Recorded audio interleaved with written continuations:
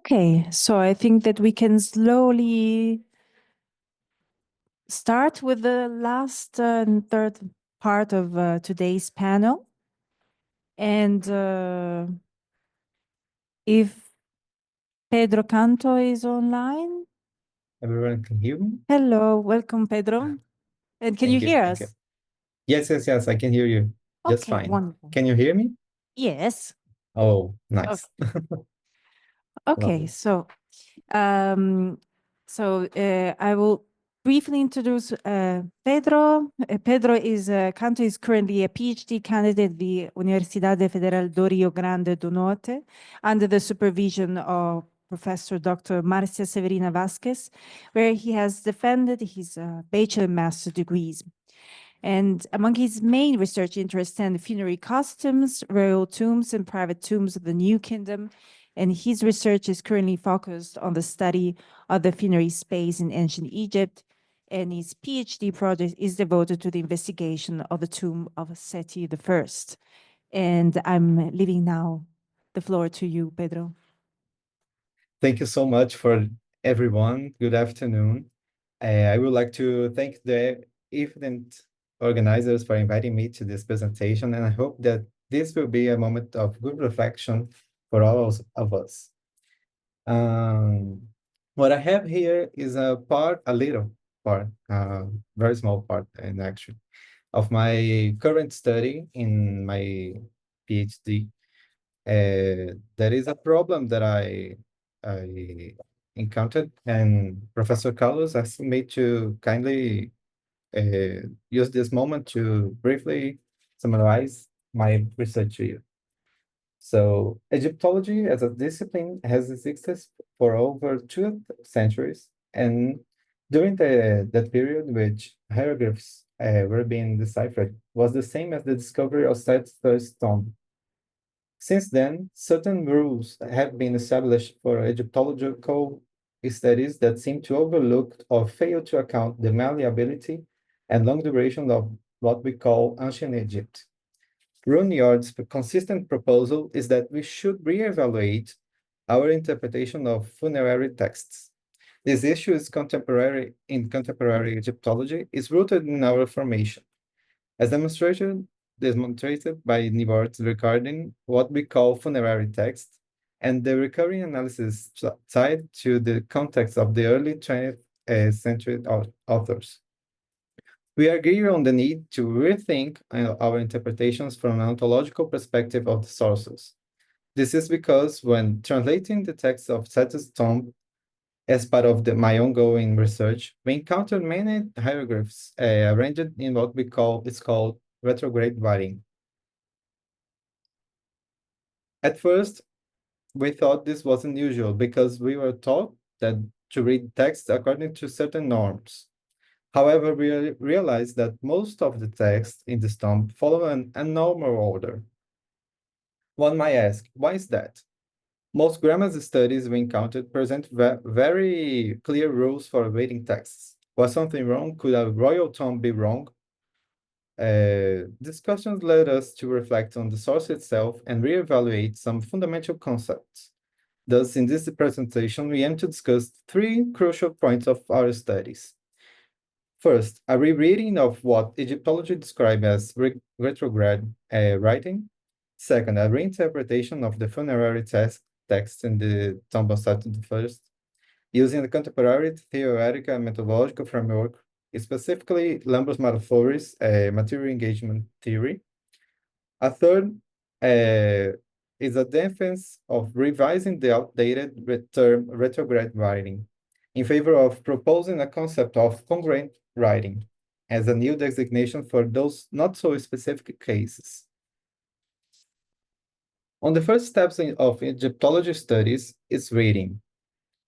And among the first pages of any grammar, there's a section that teaches us the direction of reading. We are instructed to guide our reading towards the figures of animals, peoples, objects, ensuring that the signs are always facing the beginning of the text, as shown in the left example right here.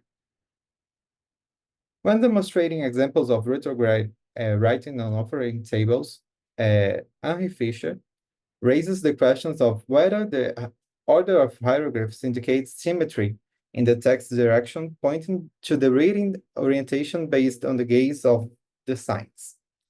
In retrograde writing, the text is read from the back of the hieroglyphs forward, inverting the signs, as we see right here. In this way, the text is read from the back of the hieroglyphs forward. For Fisher, this type of writing replaces concordant inversion in situations where the cursive nature of the signs complicates any change in orientation. However, if this is the case, its use would be much more sporadic and random than what we observe in Real Egypt, such as many Book of the Dead that are almost entirely retrograde. Ogden Gola Jr., reflecting on the functions and training of scribes, notes that cursive hieroglyphs during the Middle Kingdom were used in religious and medical papyri, all with retrograde columns. According to this Egyptologist, this association of cursive hieroglyphs with something extremely sacred seems from this usage. Gola Jr. highlights that when analyzing the usage of cursive hieroglyphs in Book of the Dead papyri, two possible explanations emerge. The first is that the Egyptians believed anything related to gods, the afterlife, magic, or other secrets should be restricted to a select few, making knowledge a privilege expressed in a way radically different from everyday practice. The second explanation is that afterlife literature followed a west to east orientation, mirroring the sun god's movement towards the Duat, as materially and physically expressed in the Book of the Dead. In this context, reading instructions were clear. The text was to be inverted from the Egyptian perspective, as we saw earlier today. Florence Maurice Barberio, interprets that retrograde writing as symbolizing two crucial aspects: aligning the text with the solar bark orientations and establishing a concordance, while also following the bark's movement, providing a sense of progression between the text and the solar cycle. This suggests that New Kingdom funerary discourse was constructed and planned through profound and well-establishment of symbols. We agree that the materiality or spatiality of Egyptian texts needs further explanation in current Egyptology. However, interpretations may still rely heavily on modern Western perspectives. For instance, in the Amduat, if the solar bark's iconography dictates the text order, is the text merely an auxiliary tool for the imagery? Does the very existence of a royal tomb as a sacred space by excellence negate the need for such a mimetic sacredness? Each case should be analyzed in its own, and retrograde writing should not be interpreted solely as a text and image relationship. Instead, the funerary discourse spatiality should be integrated into analysis. Therefore, how can we reevaluate retrograde writing interpretations? Reevaluating this interpretation is a broader endeavor. For now, we aim to highlight specific cases encountered while translating the inscriptions in Set's first tome. Our ongoing doctoral research uses the concept of funerary space, requiring an interpretation of texts, images, and structures, while analyzing their material engagement. We use the material engagement theory, a theoretical framework within cognitive archaeology, divided into three components: the enactive sign, the extended mind, and the material agency. Although a detailed presentation of this theoretical methodological choice is beyond the scope of this presentation, its influence is evident on our rating of Set's tome. Texts were translated according to the funeral discussions, and each of these funerary texts display the specific arrangements, not only in the contents, but also in the spatial placement. This translation prompted numerous questions. Initially, we pondered the nature of royal tomb itself. For examples of spatial planning in construction, such as the papyrus of Ramses IV tomb, we can see a meticulous planning appropriate for the pharaoh. Silvia Einaudi argues that the Osirion, constructed by Seti I, could serve as an ideal tomb model. Interpreting this construction as a model, it becomes evident that this pharaoh incorporated a comprehensive repository of royal funerary discourses, later influencing subsequent texts. A consequent reflection arose. If the Osirion represents an ideal model, we need to study its textual arrangements. Only the Book of the Gates is written in retrograde in this tomb, in this Osirion, sorry. Could the retrograde writing of this text draw inspiration from the Amduat? Might this signify an idealized vision of the afterlife? Another line of investigation concerned the litany's dual formats, and seemingly a random occurrence of retrograde opening of the mouth rituals. Well, the case of the Amduat is the first text that we translated in the Seti tomb. The tombs of Thutmose III, Amenhotep II, and Amenhotep III presented the complete Amduat confined to their burial chambers. Yet, the temple of Seti I distributes the Amduat across various chambers. So we can see it right here. The tomb integrates the period's religious beliefs to construct a microcosm of the afterlife. The first 3 hours of the Amduat are completely arrangement on the burial chamber walls. This arrangement may represent cyclical time within the funerary space. But what about the rest? If we sequence the division of the Amduat in this tomb, we find something like this scheme. Thus, through this arrangement, we observe at least 4 cycles that, in our interpretation, refer to the solar cycles. So we have one here, the first, the second, the third, then we have the fourth right here, the fifth, the sixth, the seventh, the eighth, return to the upper part of the tomb, the ninth, the 10th, and the 11th. What about the retrograde writing of these texts?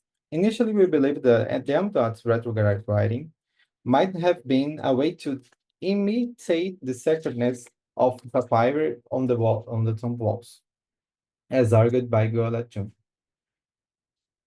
However, examining other funerary discourse that also utilize retrograde writing may allow us for a broader consideration of the subject. The Amduat in Seti's tomb follows the same tradition seen as the tomb of Tutankhamun and I, with figures painted in the hieroglyphs largely complete. However, the case of the gates is particularly interesting, as it is the first fully written in hieroglyphs in Horemheb's tomb, with the first hour complete and fifth hour incomplete. By schemizing the reading sequences of this text in the tomb, we understand that it is entirely interconnected and fragmented, so that 1 hour ends where the next one begins. So we can see right here, the gates of the first hour right here, the second hour, then we have the end of the second hour right here, the third hour, then we have a change of chamber to the fourth hour right here, and then the end of the fourth hour right here, the fifth hour. The fifth hour is repeated on the upper part of the tomb right here, and the sixth hour we have right here. At this point, we begin outlining the core issue of retrograde writing. We observe that the visions of the gates are always oriented towards Seti's first sarcophagus that was to be right here. They always begin in the doorway of the chambers they occupy and are directed towards the tomb's inner continuation, the deepest part.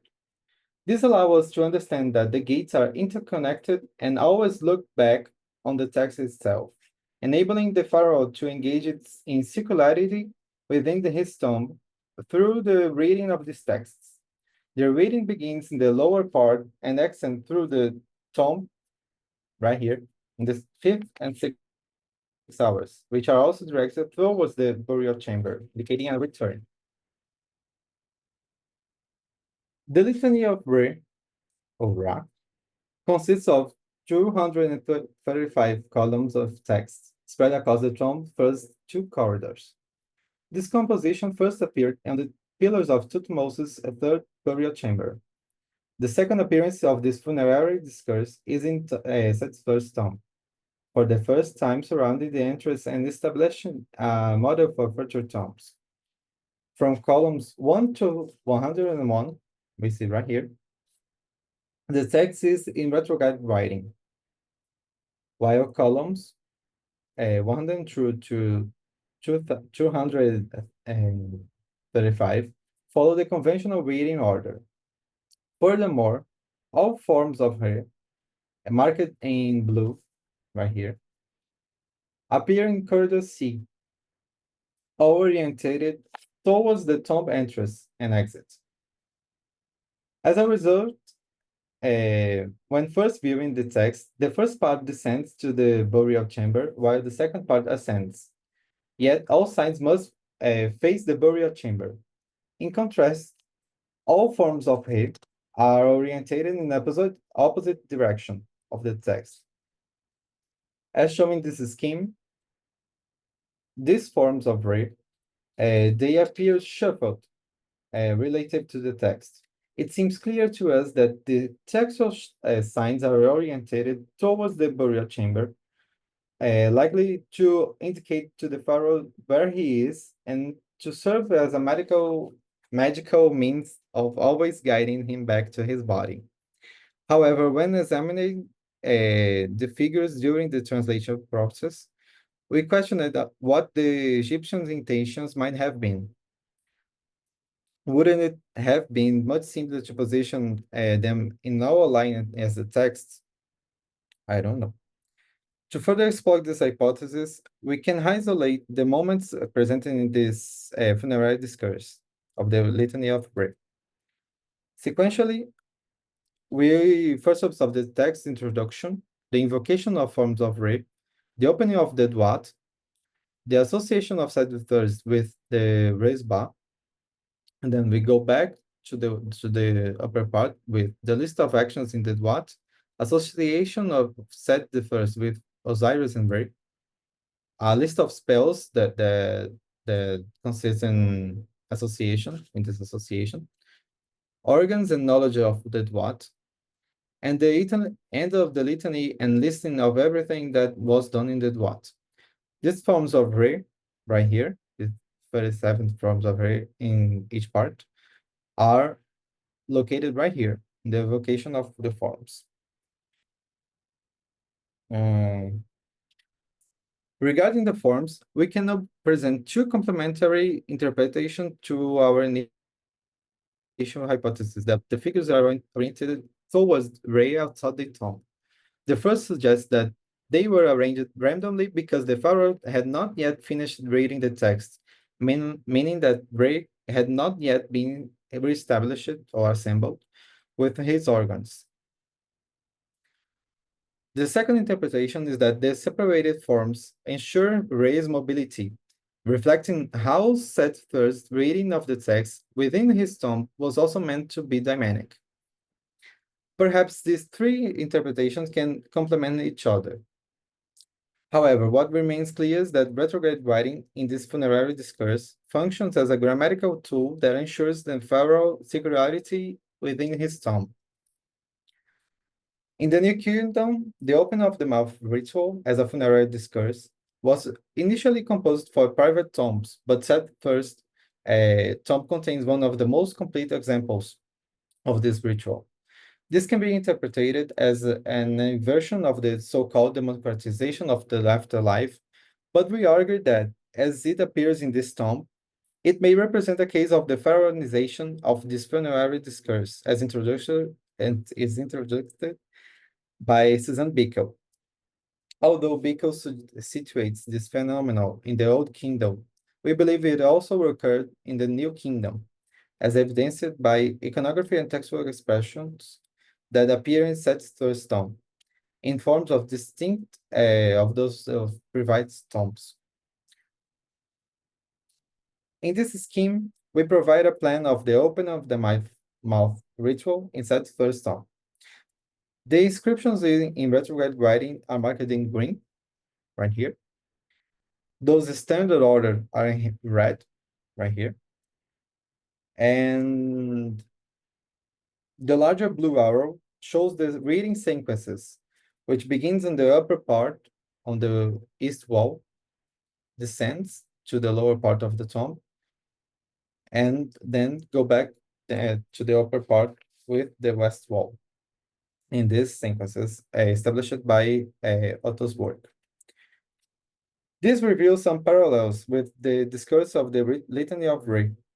The first is that all signs are orientated towards the burial chamber. The second is that the sequences start at the highest point, descends, and returns to the highest point, where it concludes.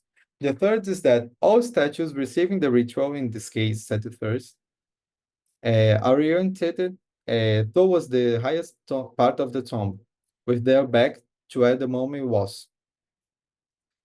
This creates several cyclical interactions between the iconography and the position of the signs, enabling the eternal reading of the rereading of the ritual. When it comes to whether the writing is retrograde or not, the situation becomes more complex. On the first wall, the eastern one, sorry, there is clear division into two parts. The first part, 15 columns and 13 rituals, is entirely retrograde. On the second wall, the eastern, the western one, there are 14 columns in the standard order, 5 columns in retrograde, and 6 columns with both styles. We may not yet have a definitive conclusions as to why this is the case. However, it is evident that the ancient Egyptians intentionally arranged these inscriptions through this manner. In all the cases discussed, the central theme remains the burial chamber. For the Amduat, retrograde writing is used alongside imagery to signify the solar cycles for this deceased pharaoh raider. In the gates, the divisions are complementary and always orientated towards the burial chamber, with the inscription and images aligned in concordance. Perhaps the repetition of the fifth hour provides a convincingly indication that the Egyptian intent was to position it to the left. Both the Litany of Re and the opening of the mouth exemplifies the use of retrograde writing within Seti's first tomb, demonstrating how it functions as a grammatical tool to ensure security within the funerary space. Thus, should we still call this retrograde writing? Why the use of the term retrograde? The word itself has a Latin origin, retrogradus, and as in many linguistic cases, we can observe two common points. The first is that the term has an astronomical mathematical meaning, indicating a counter motion of celestial bodies. The second is that all definitions associate the term with a sense of delay, implying something contrary to progress, or not aligned to what is currently under discussion. As we work with concepts and terms that are continually evolving and updating through our translations, we believe that the concept of retrograde writing can and should be revised. As we have demonstrated in this text, this form of writing was neither outdated among the ancient Egyptians, nor a sporadic random occurrence.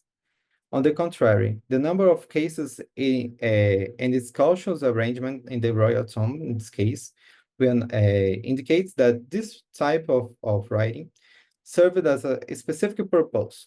Since the term retrogradus originates from Latin, we can consider alternatives also rooted in Latin. Borrowing from mathematics, the term congruent could be a suitable option. Congruence refers to something that corresponds to another, where all the parts involved possesses a logical relationship and ideological parity as part of the whole. We believe that referring to the cases of royal funerary discourses of Seti's tomb as congruent writing works exceptionally well. This is because material engagement operates in a polyvalent manner, and ensuring the textual iconography and architectural meanings have equivalent importance. Of course, it will likely take time for Egyptologists to reach an agreement on this term. Nevertheless, we believe that the simple shift to congruent writing implies a new perspective that touches on several aspects. The first, it will lead us to truly see and reorganize the type of writing. Second, it helps us to understand that this writing is not merely secondary to iconography. On the contrary, it exists in a broader framework that, when analyzed alongside iconography and its materiality, reveals the possible intentions of the ancient Egyptian within these spaces. The third, understanding the material engagement and of its funerary space can provide a new perspective of what we call ancient Egypt. Finally, this shift can be fruitful for new Egyptologists, allowing them to begin their training with a new perspective free of pejorative or controversial connotations traditionally associated to this type of writing. Thank you so much. I'm so sorry if I just missed out the time. Thank you so much for your attention. Well, thank you very much. It was very interesting and was not a long delay. Okay, so I think that we can, first of all, wait for Gigi as she joins us and start the discussion. So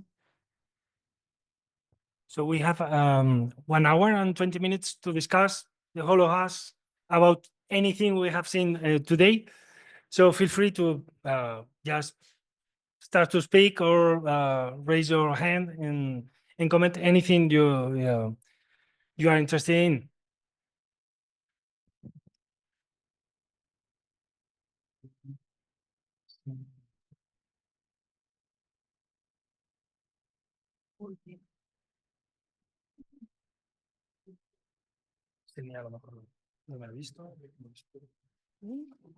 So I would like to start by sharing with you a reflection on retrograde script, because it has come many times, no? This is today. It is true that, as Pedro has showed, for example, that we have retrograde script in the tombs, the New Kingdom tombs, for probably several reasons, not only one. One matter that I would like to ask to Pedro, maybe he can answer later, is what is the relationship between the content in the text and the retrograde script we find. It's very interesting how the text is like a patch in the corners of the square spaces, no? And in a quite bizarre way for us, no? Which we have a more two surface or two-dimensional vision of continuity of writing, which is not the case of that tomb, clearly. But also we have the similar problems or situations in the coffins, inside the coffins, no? So the idea to match the writing inside the coffin and outside the coffin, as if the support is something transparent, and then the hierarchies need to match on the both sides of the physical support or medium. But also we have retrograde script on letters. we have it in Gekanachte, which clearly is not a religious text. So it was one of the first things I had in my mind, that the problem of a retrograde script, we are putting in the same bag many different things, probably. So we have architectural aspects, we have almost sure content or ideological aspects, but also we have maybe really material aspects. Like I'm thinking of the letter of Gekanachte, probably he was right, and when flipped he started to write on the left side, because on the right side he has in mind the blank he need to left to the recipient of the letter. Probably, I guess. So it's my first guess. Why is that? Well, we don't know. Really, he did it that way, no? So that's our first reflection about one thing that interests me so much. So, Gordon.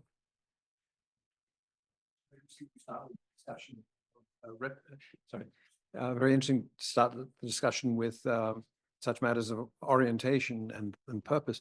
I don't think retrograde has to be judgmental or considered as a loaded term. It's just a descriptive term. What one has to do beyond that description is to describe the individual rationale behind the retrograde use of the script. We find that elsewhere outside of Egyptian. I'll be showing an example from Aztec writing, where it seems Aztec writing is written frequently bottom to top, which is counterintuitive, because there are physical reasons why we read downwards, because the eye will tend to lower. But nevertheless, clearly to an Aztec mind, this was irrelevant. So with Egyptian, as a non-Egyptologist, I would simply say that we have to judge the context, and such matters as retrograde sequencing and congruence are separate elements of the description of the particular passage in question, and we have to decide what the different reasoning is behind the special occurrence. And I've noticed in writing system studies in the past, of course, we're quickly changing because we're incorporating iconography now into our discussions. It's so very important to realize that there are three basic types of graphic communication system, and writing should not be studied separate from the other two. And each influences the other, and sometimes, for example, notation systems get incorporated into writing, and iconography. My favorite example being a Dracula poster with dripping red letters. How do you read that? And yet it clearly has a semantic complement to the text. It's part of it. So what I'm seeing in all of the papers today are examples of these special instances that are not aberrations, but have to be considered in their own right. But I agree with Pedro that we have to think carefully about the terminology we use. But I would argue that retrograde is not a negative or pejorative term. It's merely descriptive. Thank you.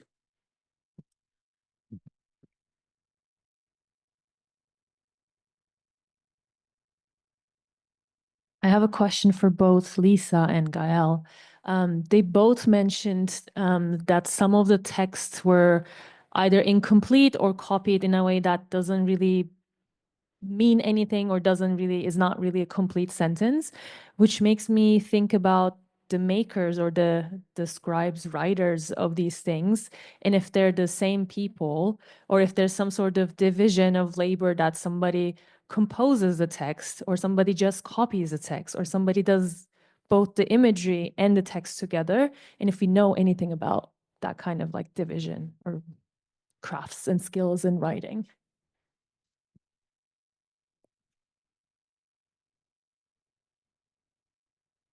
Gael, or yeah.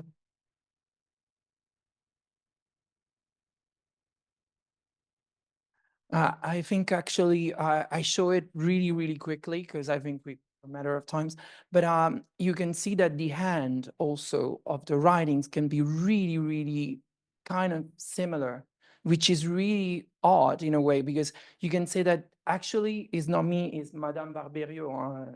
She said, I think it's really the same workshop. And it was since she was saying this, and I thought it was this kind of solution for the problem. And she said, I think you're right. And we compare with others. And the thing is that the text is really, really almost mismatched in the same way. And the iconography is the same. So it points and it hints at something that could be the same workshop, considering that it's the same city, the same kind of iconography, the same kind of the abbreviated version with the long version put together to kind of give a sense of this mirroring effect that we found also in the two structures. So I think it could be really related to some kind of a workshop or atelier, maybe not the same hand, but really almost the same. Is just when we say the tradition Egyptian, you know, it's like that when we kind of reproduce another stage of the language. How do they learn this? The learn is by copying. But who was the master of who was teaching this? Maybe when they had a good teacher, they copied in a way. When they had another one, they copied in another way. And it's the same that we can see in the late part of Egyptian stage when they spoke Demotic. So, but they have to use like Middle Egyptian. And how did they copy that kind of language? They don't have the same kind of cultural environment that we have. So I think it was about copying someone else and copying it, and so reproducing the same hand and the same structures. I think about the retrograde writing is really peculiar, and it has to be, for example, we were talking about also in iatromagical, in a medical and magical text. But I don't know the publication of Beck about the illnesses connected to demons, and especially in a peculiar part of the ear. It was really connected also to serpents and other kind of creatures. And I think it could be connected to something to be done on upside down and on the reverse kind of thing. And the magical aspect that could mirror this and be apotropaic, I think.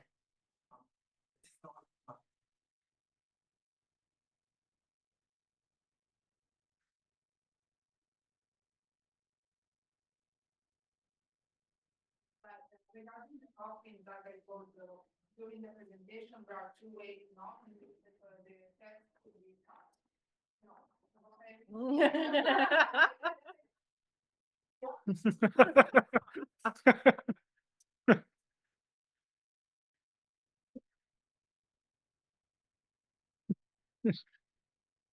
Louder. Do you hear me? Yeah. Okay. So, sorry. As I said during the presentation, there are two ways, no, in which text could be cut on the coffins in a very heavy way. So the who copied the text didn't understand. I mean, what is copying, because the cut is so heavy. They cut just randomly the hieroglyphs. So the text that they used, I don't know if it was already cut, or if they just copy some random hieroglyphs just in representation of the funerary formula. Instead, when the text is cut in a correct way, I mean, they just cut selected sentences that could be a hand of a specific workshop. But since almost all the coffin I analyze come from tips, it's very hard to say how many which workshops. It would be great if in the future I will able to collect more data from other necropolises maybe looking for some specific schemes that can tell you, okay, this is a workshop from Abydos, this is a workshop from Saqqara. But for now, I just can tell that maybe there were different workshops that use different copies of a text that they use to reproduce them on coffins. But for now, it's just an hypothesis. It's no more. Lisa, I have a question for you. Now that you have the microphone. Yeah. Okay, yes. When you show the dot on the See, corners of yes. your coffins, out of my ignorance, what is he doing there? It should be rather Ra, no, the sun, marking the cardinal points. Yeah, If the that- cardinal point. So what is the role that dot is playing in that position? You have some idea about? Yeah, because he was connected to the 4 cardinal points. So he was put on the 4 Yeah. corner of the coffin. And at the beginning, some scholars said that he was just standing a standard, but actually probably he's cutting an opening in the sky with a rod. So and this opening were allowed the breath to reach the deceased. Okay. Yeah. But also they let the sun to arise to the sky, and and this is theology that could be connected to the 4 formula, the rail eyes, the turtle eyes, and so there are more than one lecture of thought at the 4 corner, Mhm. Thank you. apparently. Yeah. Thanks. Some more questions or comments? Anyone?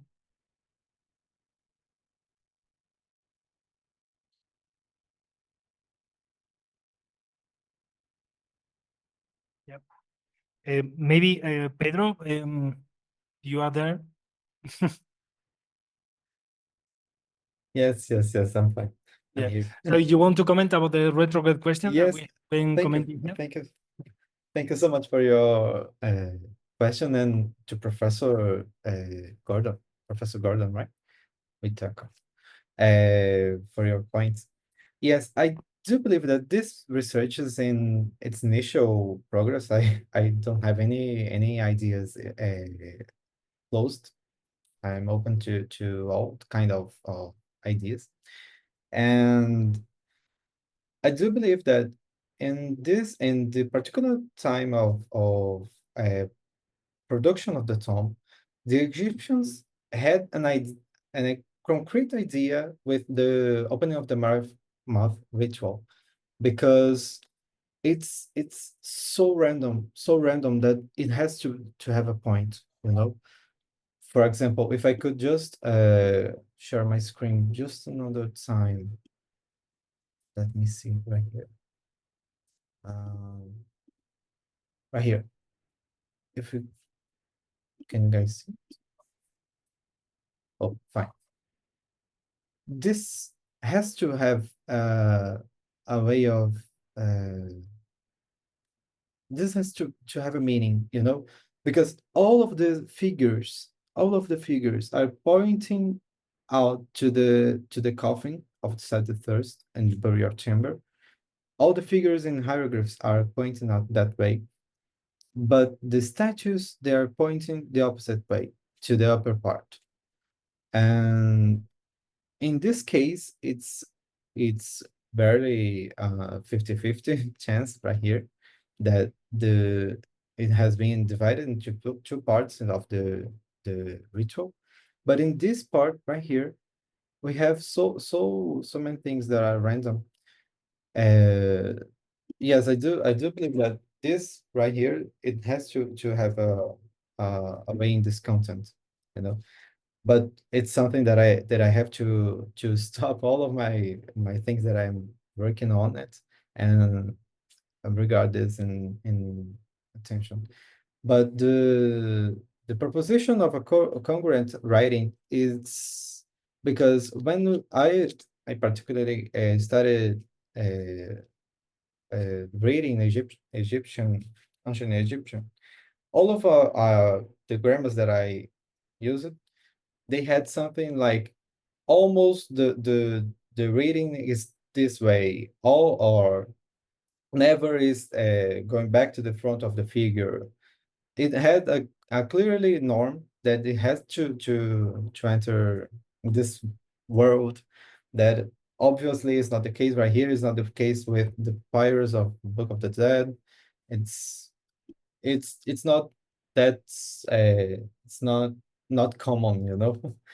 It has some purpose of this, and I'm just open to see if there is a better way to comprehend this. Thank you, Pedro. Yeah, Jorge, maybe. Yeah, Peter. I would agree with your idea that you should take retrograde seriously, but based on specific documents. One thing that currently worries me about your research that I do want to point out is that your interpretation of retrograde seems to really be based on New Kingdom, and it occurs before that, including, for example, that earlier statement that it might have to do with a bark cycle, which is a New Kingdom religious concept and does not apply for the Middle Kingdom, where it happens as well, retrograde. So that's something you might want to consider. And I just was wondering if it might be possible that for that weird section in the opening of the mouth, where you have it a bit mixed together, if there might not be a case there that certain parts of that ritual can be read cyclical, so that they turn around in circles for that section, that it can actually be repeated in essence. And that, because this would line up nicely that way, but that's just a guess. Thank you. Well, thank you so much for your kind words. Yes, I do believe that it's in cycles, this kind of ritual, and I have to read this oldest part of retrograde, because when I was studying this, I had to concentrate all this framework and methodological theoretical way to this tomb specifically, you know, because if I just pull out another time and another kinds of sources, I was going to go mad, you know. But yes, I have to consider this as well. Thank you very much. Gael, would you like to? You need a microphone, otherwise the people on Zoom, they don't hear. I mean, what do you think is behind in the inversion of the text? Is it something related to, for example, even I think it's like something related to the order and chaos kind of relationship, or what do you have in mind? To be honest, this completely depends on the objects and the support. I would say it's worthwhile to keep it in that mind first. Because there will be cases where it's completely random. But maybe even there's something underlying it that we might not understand yet. But it's one of those common cases that, yes, there might be meaning, there might not be meaning. It's really hard to say which one of it is until you study in detail, because I never looked that closely at Seti's tomb and actually saw that there was a pattern to it to some extent.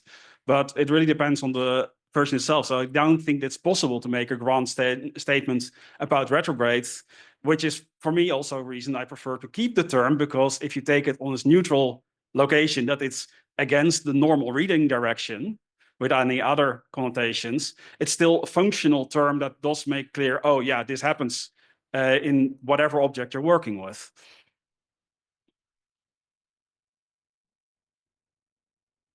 Thank you very much. Some other comments or questions?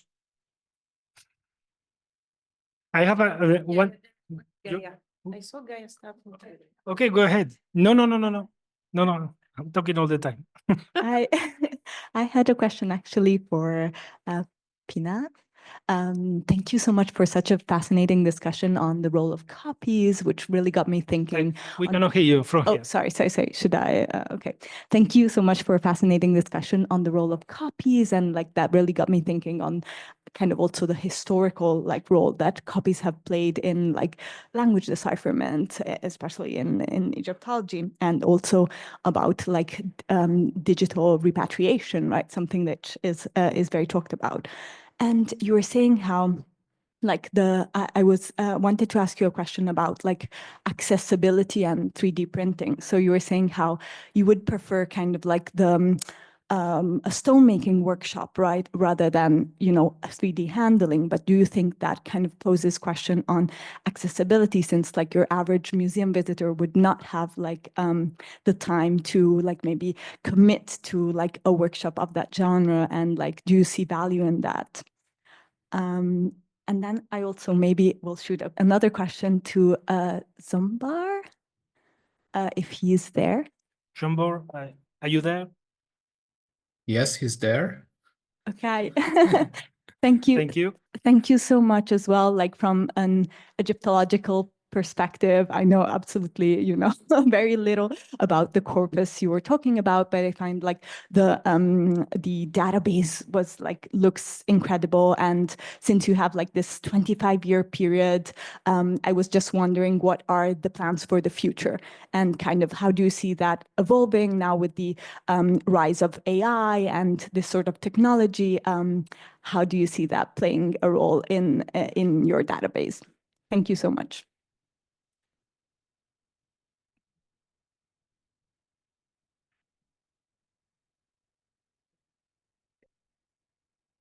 Thank you. Yeah, I think that's a great question.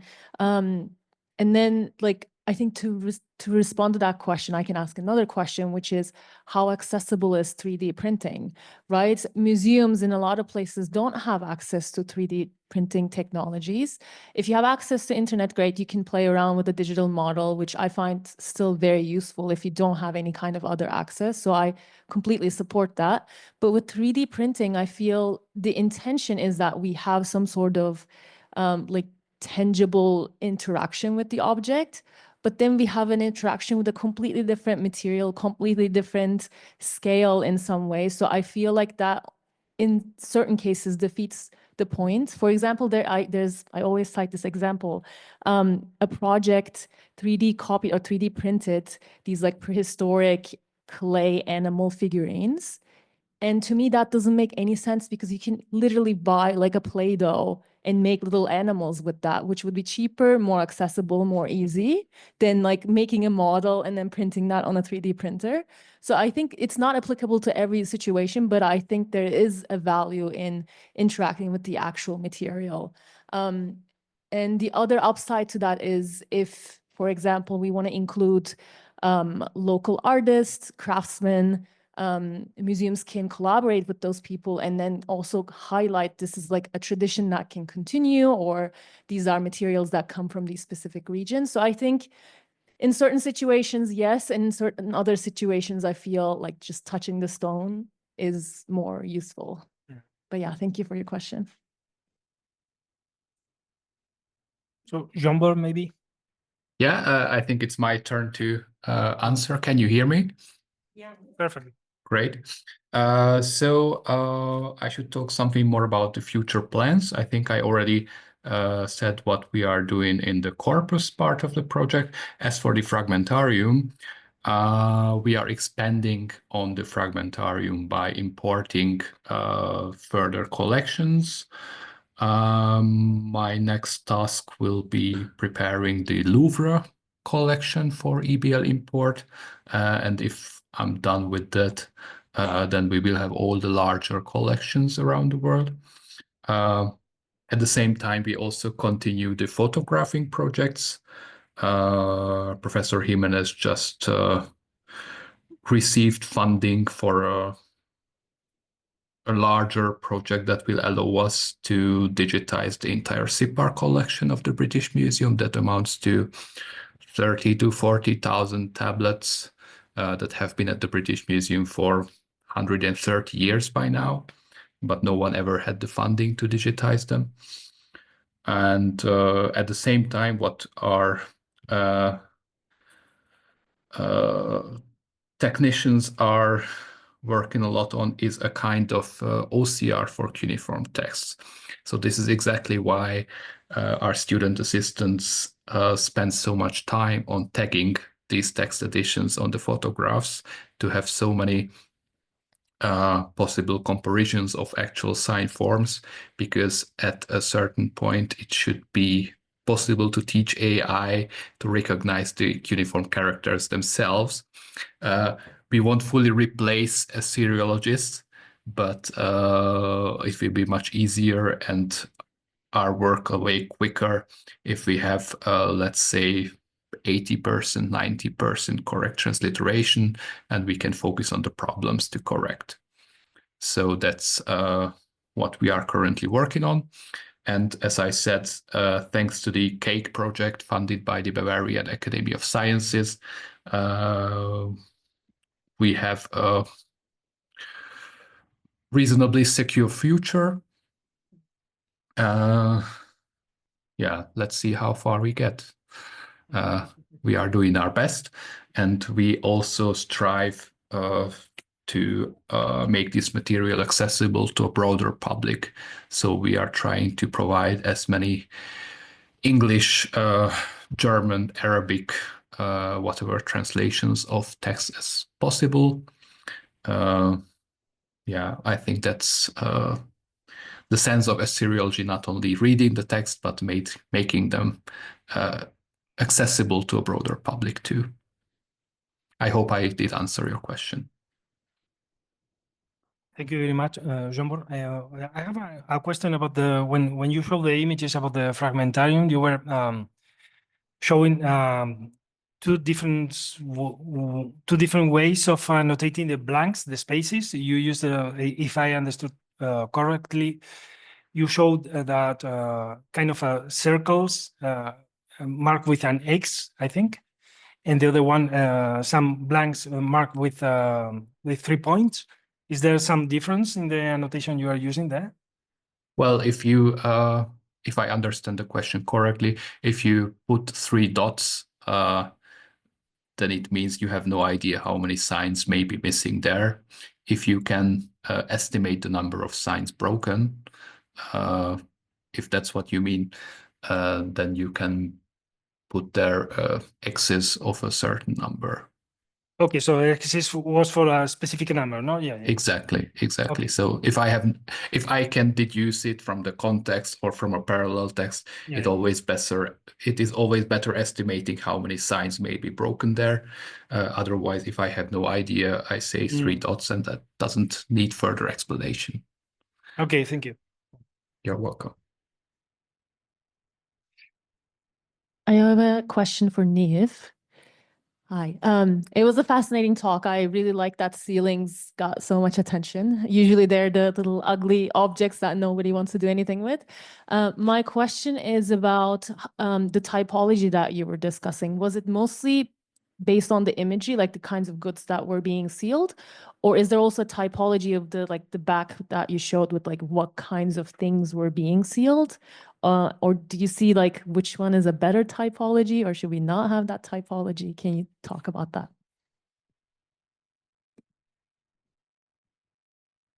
Yeah, thank you very much. Yes, they are sitting on a shelf in a small gallery to the side of the main galleries, and they are sad.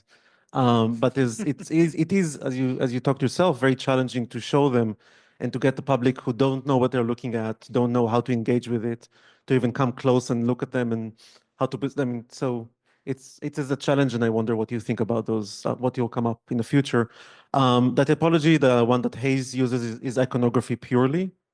And in a way, I'm really grateful to this typology, that because you could have a typology of 1,100 different one, because each one is slightly different and everyone is an object, and it's kind of a way in to try and even engage with it. So it's an important first step. I think, yes, the next one is looking more closely both as differences and the backing to see if there's more to say there. Yeah, I probably won't be using, despite the music that came out when I said type, I probably won't use type again. But there needs to be a way to engage with it that I'm not sure yet how? No? So, Gordon, you wanted to?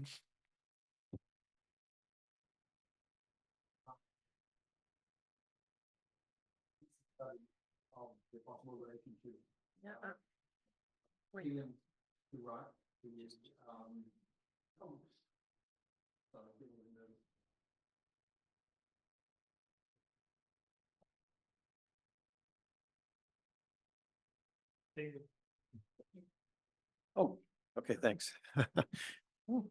Okay.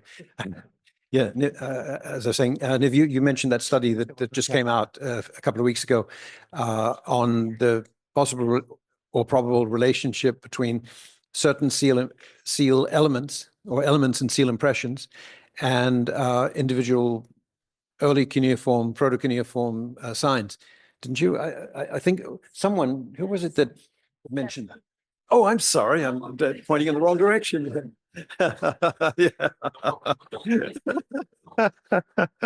Excuse me. Yeah, I just wanted to make a brief comment about that, and that is that although I'm intrigued by that, and I think it's important to look into that, I was asked to comment on that for Live Science, and the problem with that particular case is that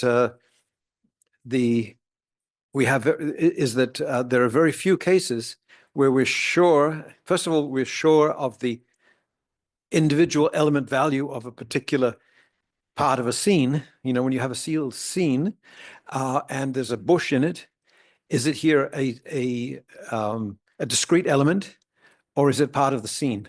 And that's one of the things that agonizes us. And this recent study is claiming that there's a probable causational relationship between the two. And of course, this is intriguing new ground, and I definitely don't know the answer here.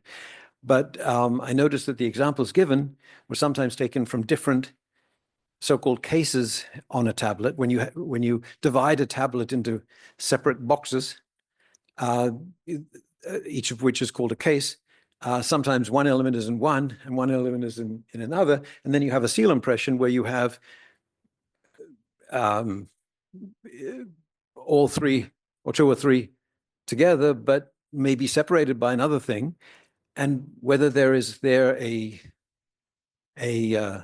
on the one hand a semantic coherent relationship, and on the other hand a causational relationship between iconography and writing, is a very difficult thing to establish under those circumstances. Although that's exactly the kind of thing we have to re-examine, how iconography relates to writing and how much writing has benefited from iconography and vice versa. So I'm glad you brought up that case, but unfortunately, it's still frustratingly little that we can say about it, I think. And there I have talked for 5 minutes about it. I think we have the same problem with the early tokens that people used to put in the bullae. I mean, they represent certain goods, but which goods in every case, we don't really know. But also in some cases, when you look at the early seal images, they are communicating some sort of maybe temple production activity. Maybe it's not specific about this specific product, but it's about that office or the production of that product. So how do you separate that? I agree, is very difficult. But there's a clear, to me, there's a clear connection between what is being represented and that being later a bit more abstract. That seems clear, but how do you differentiate everything? That seems difficult. Yeah, I agree with that. It's good that you bring up the example of tokens, because here it would seem on surface value, surface examination, that there must be a one-to-one relationship when you see what looks like the sign that becomes sheep, and yet the frequencies of the currents are completely different in the one instance and in the other. So again, things can look identical or corresponding and yet aren't. And yet obviously there must be some, when you look at the entirety of a system, there must be some relationship, but what kind? And so I fully agree with you. Thanks.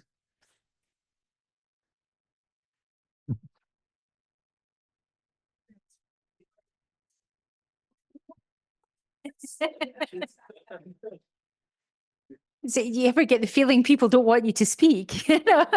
No, I'm kidding. I'm kidding. So I had there was something I wanted to pick up on, and then I had a separate point to raise maybe for discussion.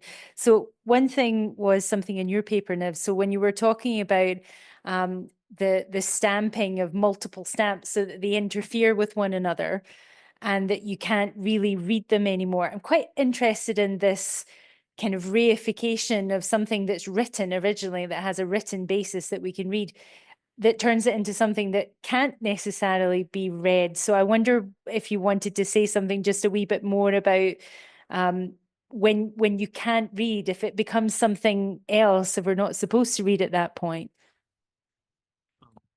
So this is rather early on, but I like the term that Marina was using about the spectrum. I think we are talking about a site with numerous scribes or numerous people engage in it. And I think people have just different practices.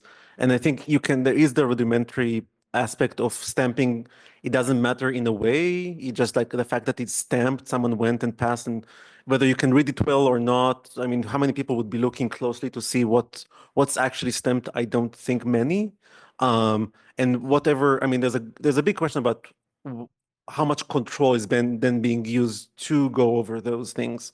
And it seems, from what I've been reading at least, the Middle Kingdom, there seems to, and then there's a thinking at least that there's more use or reliance on stamps, whereas again, in the New Kingdom, it seems to be changing as far as I understand. So there might be people who are less worried or interested in the fact that someone needs to then come and see what's written. But I want to look more on that as well. So that's one of the questions I want to follow up on. No, I think, you know, we're bumping up against something that I'm quite interested in, and that's the tension between what we want to do with these written products, especially if we're playing around with the forms that they take as opposed to what they say per se, and how we handle them. So what you were saying, Pinar, about moving from the stone's cylinder seal to the impression to maybe a 3D printed copy. I think we do that all the time with text, do we not? So we take the original text and then we put it into either handwritten hieroglyphs or typescript hieroglyphs, and then we transliterate it, and then we translate it, and we take all these steps away without necessarily realizing that we do it. So it's good to bump up against that kind of, you know, kind of physical original form of the text. I think we're missing some things, especially when we skirt that line between what a text is saying, what we can read if we're treating it like a text, and what's going on purely on the level of the material, that a stamp is a stamp and it has its own independent authority and it says something maybe, but whether you can read it or not is not the point at that stage. So there's all these different layers of interaction. And I think as Egyptologists, you know, whether we're Hayes trying to create a catalogue and we go, oh, well, this is this name and this name and this name, that we're maybe imposing some things on these texts that aren't necessarily the point at the time, if that makes any sense. So yeah, just a thought. Right, I don't know who wants to.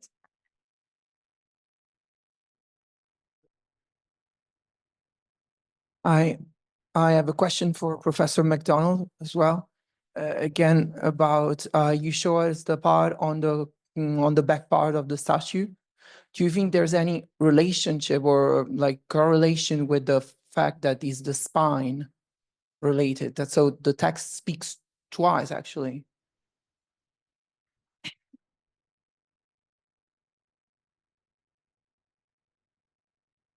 Yes, I absolutely do. So I think there are all kinds of ways to read meanings. So there's meaning coming from the signs themselves, from the makeup of the words, from the addition of semantically loaded signs, from the position within the text, from connections that are played out across the text to the materials. So it keeps going and going, and it depends on individual compositions. Like you couldn't take every back pillar on a statue and treat it the same way, just as I think you said we shouldn't think that retrograde implies that one size will fit all. It's doing the same thing every single time. I think we have to look at the individual context. But I think in the case of that statue, particularly because of what's on the back, he talks about being sent back to the house of life. And he talks about sort of engaging with all these craftsmen and getting crafts back up and running again. And we have these odd discussions about, oh, he must be talking about medicine because he's called Wer Suenu, the greatest of physicians, is how we translate that. But I think there's more going on in a house of life than that, and maybe even more beyond that title, Wer Suenu. I think this is engaging with all these expressive potentials in Egyptian crafts, whether you're making a statue or whether you're carving a text or whether you're poring through archives. And you're thinking about how to bring all these expressive potentials together. So with his statue, I'd see, you know, that this is just a coming together of all these different things, that he means us to read that back pillar exactly as you said, like a spine running up through. And you see resonances of that in other compositions. A gorgeous statue, I was trying to remember his name, I can't remember what it is offhand. He's in the Nubian Museum in Aswan, the son of a king, and his back pillar says at the end, so it has his titles and whatnot, and at the end it says, he is a pillar, or it is a pillar, Yunupu, at the end. And you've got this double play of, well, this is the pillar holding him up, but he is also the pillar, yeah, as if they blended into one. So you're always looking for these instances, but in order to do it, you can't 3D print your text. You've got to look at it in its original context with all these different influences potentially in the air, and see what's going to come out. But yeah, no, I absolutely do. I think that's what I was trying to do with all my simplistic graphics. The pillar itself is a concrete element contributing to the meaning, and that cloak and the area that's created between the shrine and his art. All of these things are read, yeah? They're not text per se, but they're paratextual or cooperating with the text, yeah? So yeah, absolutely, yeah.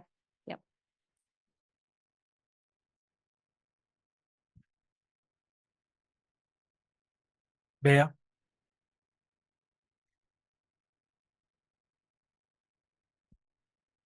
Hi, yes. My question is also for Neve. So I'm seeing that he is speaking now with Angela, so I'm going to wait. He's still talking. See, Lisa. Okay, so my question is probably related because of my work in PISA right now. So you have mentioned several fingerprints on the stem cells.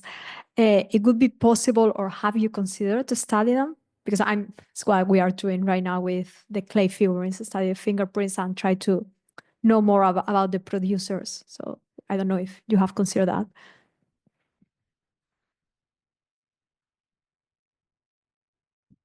I have no skills in that kind of aspect.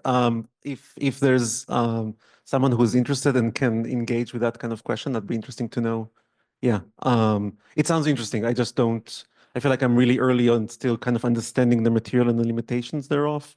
But I know the work that is done in PISA, that sounds interesting. Thank you.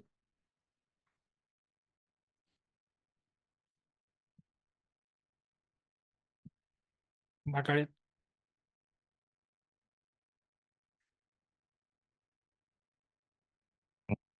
I was actually.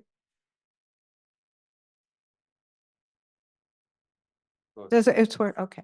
I was actually going to raise pretty much the same point, and there have actually been a number of publications recently, and it seems to be a really quickly evolving scientific area for analysis of fingerprints, where I don't know the extent to which, because some of them seem very fragmentary, but trying to connect that to the types of seals that are used and things like that. And one thing that's been just, I would put out, I mean, potentially completely irrelevant to what you're saying, but that a lot of the studies now are showing that in general, in a lot of ways, women and children are much more involved in processes than we had expected before. So it's a really interesting area. And I think it would be really wonderful to try to coordinate that.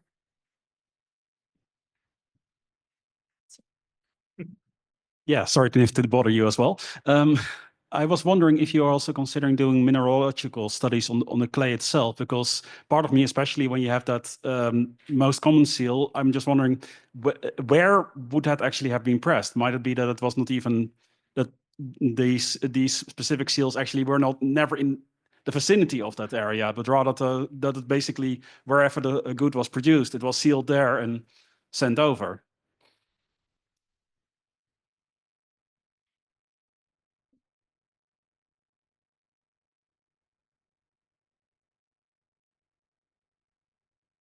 I think it's wonderful if everybody joins in and we publish this by 2030, I think. I mean, it's an ever-expanding, and that's what's beautiful about this material. It's seemingly sad and sits on a shelf, but it does bring a lot of questions.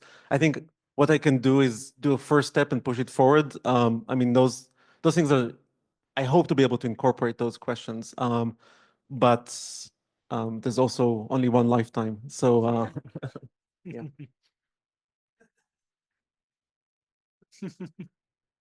Before your lifetime is used up, another question. How much evidence is there for counterfeiting of seal impressions? I mean, since human beings are human beings, they're bound to have been attempts at counterfeiting. So I'm just wondering how much is known about it, how much has been studied on that, and have you seen examples of this? I didn't joke when I said I'm not an expert, but I had a wonderful student who does conservation and now, and she studied hieroglyphs and one of the brilliant students I had, but she moved on and she was engaged in a project on letters in early modern times and how they were often used. Like you didn't have a separate envelope, you had different mechanisms to lock them. And in a lot of museums and collections are actually being flattened and filled so you don't see those mechanisms anymore. So part of the project is recovering that. And I haven't seen the chapter yet, but she has a chapter about all the cases in which people opened the letter and then resealed it so you don't know it was opened. So that's a direction to look at because people were, faking, not really faking a seal, but faking the fact that it was sealed and reopened. As for, I mean, it's a brilliant question. I haven't seen examples yet of ancient faking of seals. I don't know how you would know specifically, but I think there's an answer there.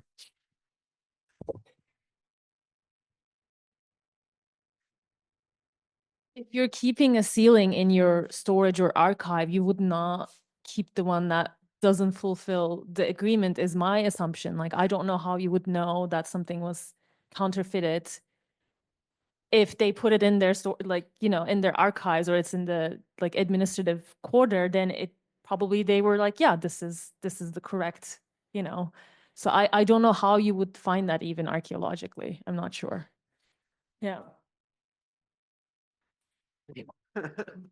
As we so often discover, where there's a will, there's a way, and usually a challenge is met. And therefore, and we see that in ancient times in a number of other areas of counterfeiting. I mean, the Aztecs, for example, had cacao as currency, not because they were primitive, but simply because it was convenient and because it was a luxury item. But there was even an industry of counterfeiting cacao beans. Now you wonder, how do you counterfeit a cacao bean? Well, you open it very carefully at one end and fill it with sawdust. But basically, we usually will find that there has been an attempt at counterfeiting. The question is how successful, and the more ingenious our methods against that are, the more ingenious the measures are created to overcome that. So I think we have to look more for such cases, and I think we probably will find individual instances, apart from methods of reproducing a seal, or somehow reproducing a seal, to methods of opening and closing without detection. I'm anything but an expert on that, but I'm curious about that. Thanks. there are faked or like counterfeited text. In Mesopotamia, there's an example where priests basically like wrote a stele claiming that it was an older like land document. So priests are doing, like fake writing, pretending that it's older just to like, for their own purposes. But with the seals, I think in Mesopotamia, there's also this understanding that if you break a seal, I mean, there's some sort of divine protection of like by sealing it, you're putting the divine protection to that agreement or to that text. So I think there's something to like make people think twice, but that doesn't mean that they didn't do it. So yeah, I'm curious if anybody else finds something like that. I would be interested to hear, yeah.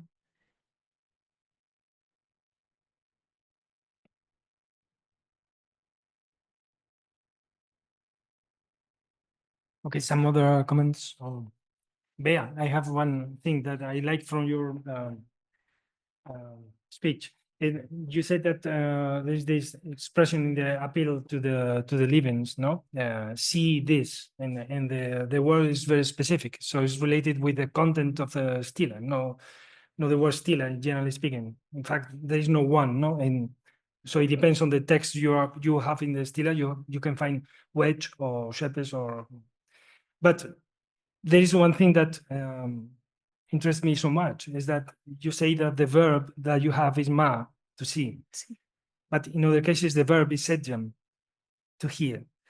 So in the appeal of the living. So this will be a proof, the thing we are speaking here. You can see the stela, but you can hear also the stela because you are reading them in some way. Or maybe it is speaking to you. I don't know. Yes, I think the appeal to the living on this specific stela is very particular, but because usually the verb to see is not the one employing the appeal to the living ones. Usually hear, read.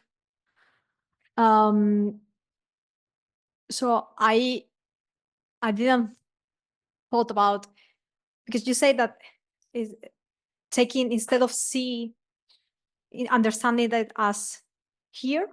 No. Did I understand? No, I say that the case you presented was to look if the stela from Toulouse. look or see this, no, this stela, this text, I guess. Yes. But I have another one. I don't remember which That one you now. have another one. Yeah. Yes. Sorry. Not see this, but listen to this.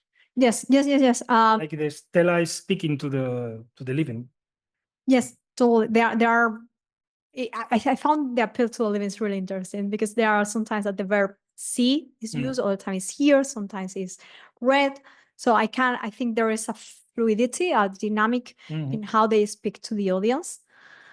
And then there is this shepes term that I decided to leave it because instead of exactly chose writing stela, because there is so many terms for stela.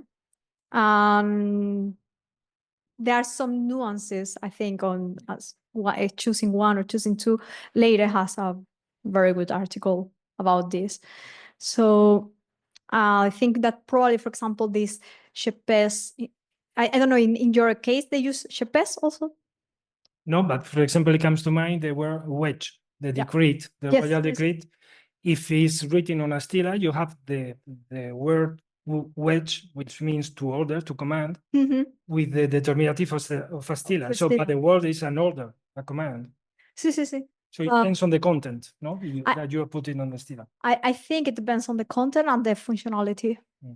Yes, I agree. Don't know what else to say, but I agree.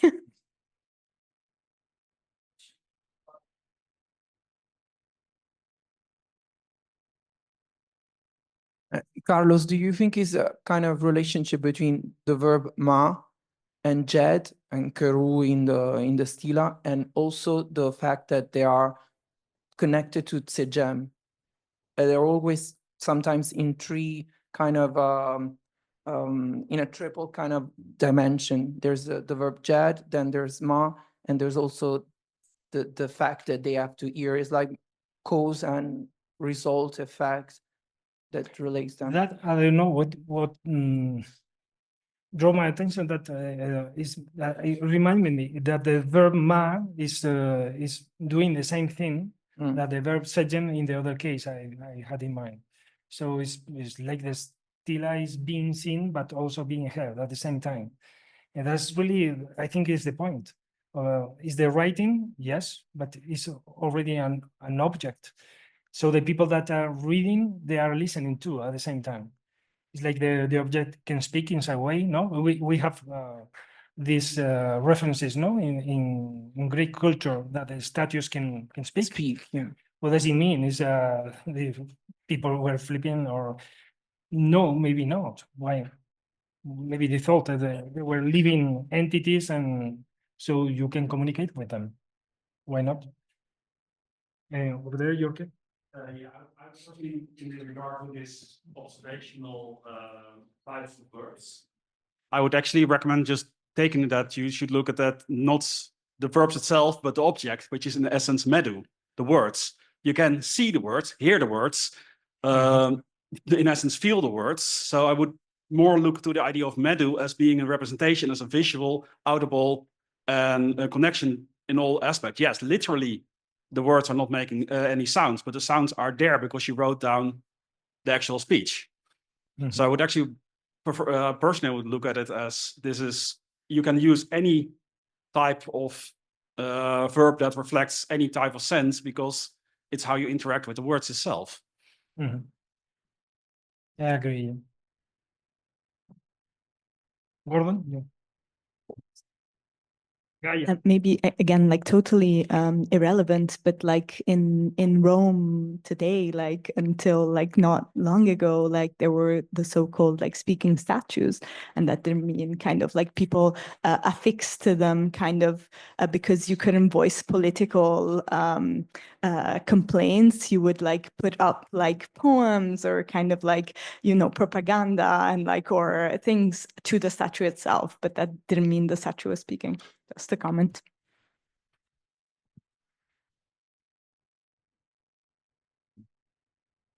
Funny you should mention that. I'm not sure if I heard completely, but were you talking about things like in ancient times there were these pietre parlanti where you have that was going to be my question. So it's funny you should brought that up. It's interesting that not all the way around the world, but certainly in parts of ancient Europe and the Near East, you've got monuments that speak, and it'd be interesting to see how they speak. What are the characteristics? What are the verbs they use? I mean, we know roughly what the contexts are, but I don't know of any comparative study ever done on this intriguing topic. We have Etruscan, even though we can't read much Etruscan, even for Etruscan, we have a couple of examples. And it'd be interesting to see if we can trace the spread of this concept of speaking stones and study the way these monuments or items speak. What's the range of speech and the type of speech that we find in there? So thanks for your question.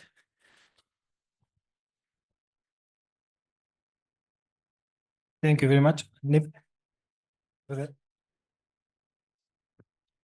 Thank you. I have a question for Roxana. I was very intrigued by your empty spaces.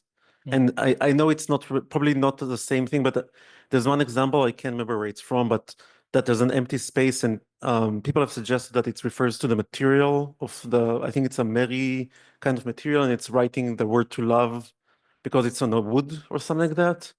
I think it's a Scrabble palette. So there's an interplay with the material of the wood from which it's made to say a word. I don't think that that's your case, but I wonder if you looked more at those empty spaces.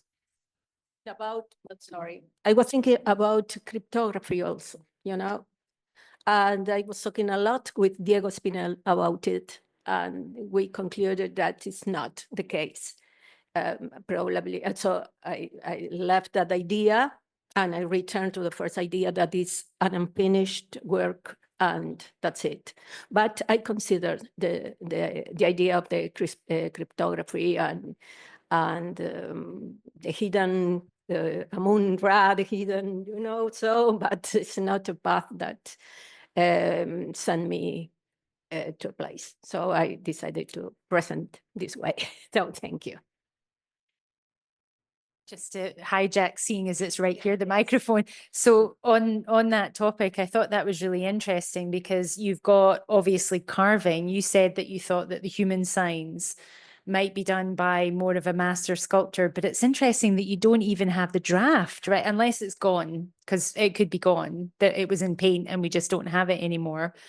But it's interesting that you don't even have the draft. It's just left entirely, unless, I mean, I think your paper particularly is intriguing for the processes because we see the finished product in a lot of cases and we don't see all the stages before.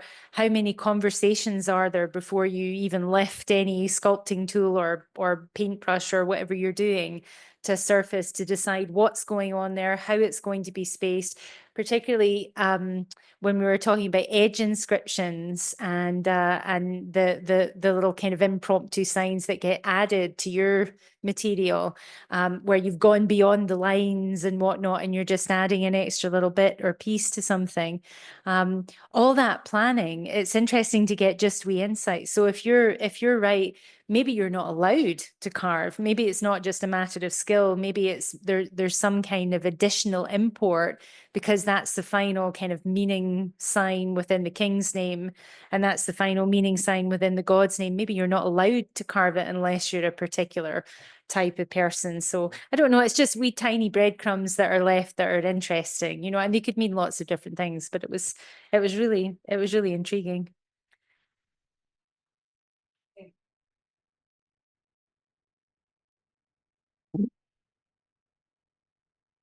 So some other questions or comments? No? Someone? Okay, so Gordon, you can come and give us your keynote speech. Yeah, I know.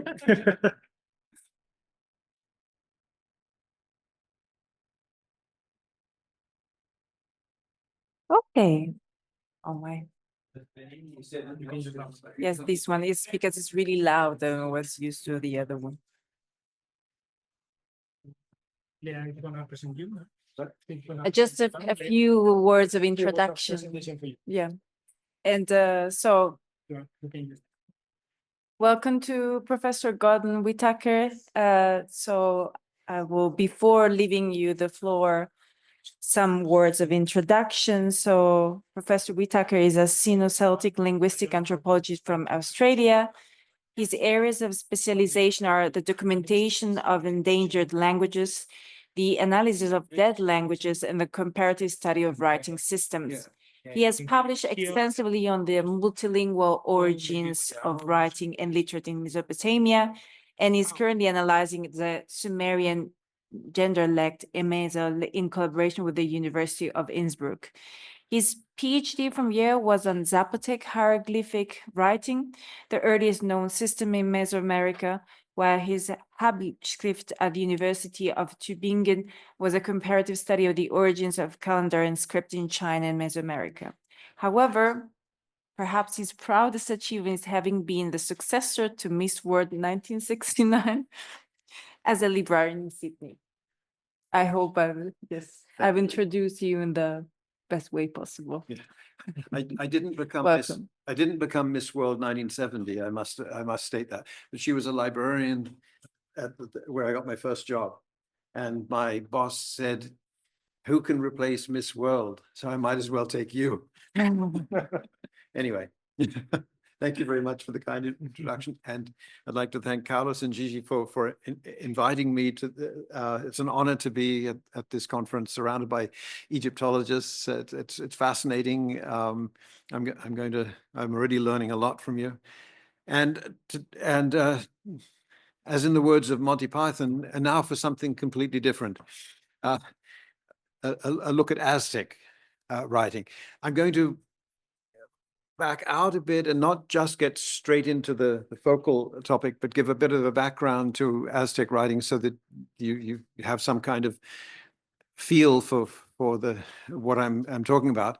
But this is a writing system that has been treated rather badly in the literature. If you look up any of the few major handbooks of writing systems that are around, you'll see that there are, if you look up in the index under Aztec, you won't find it. And if you do, there'll be a brief mention under forerunners of writing.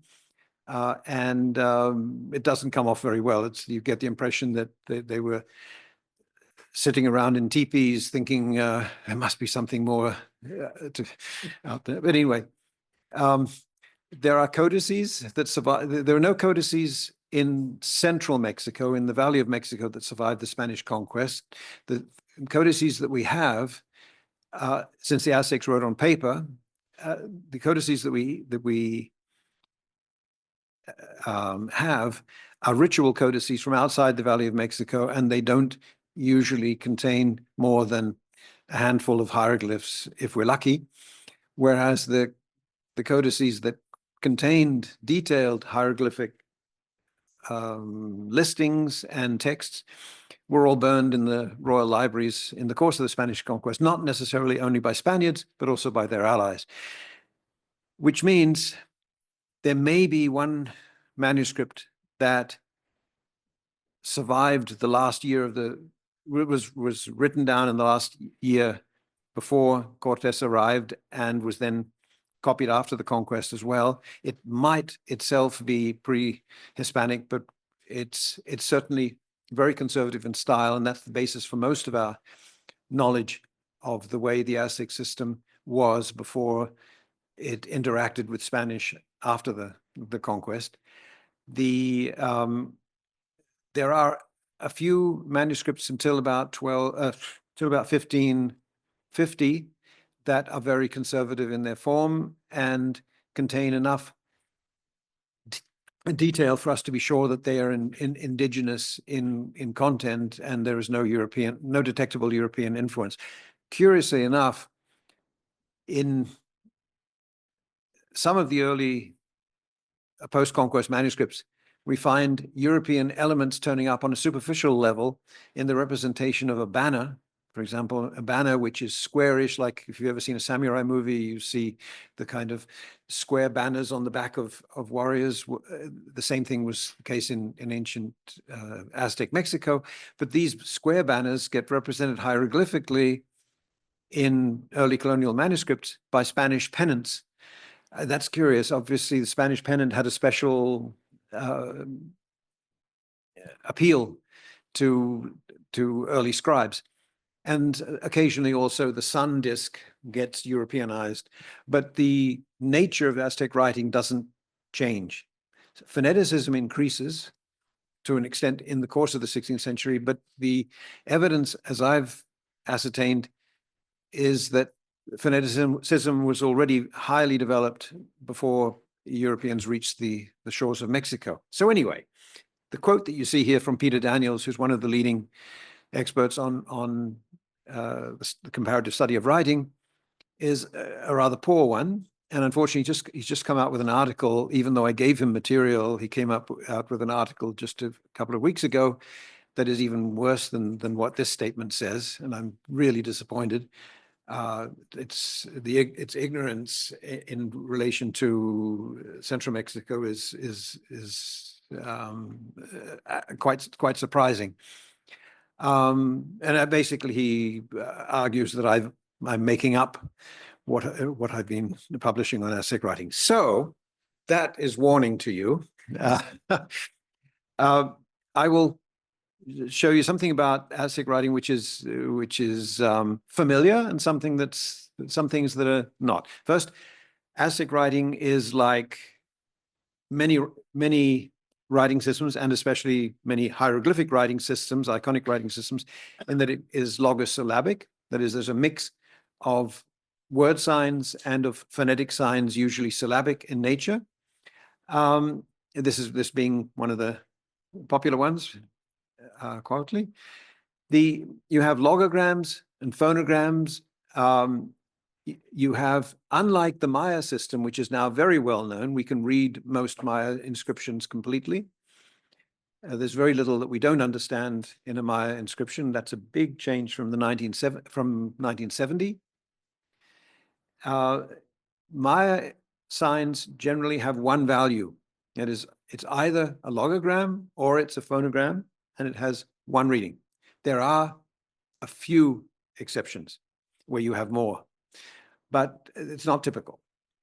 And most students of Mesoamerican writing are students of Mayan writing and have a tendency to judge Aztec writing on the basis of assumptions coming from their familiarity with Maya writing and with the linear scripts of Europe, which they see as being very similar.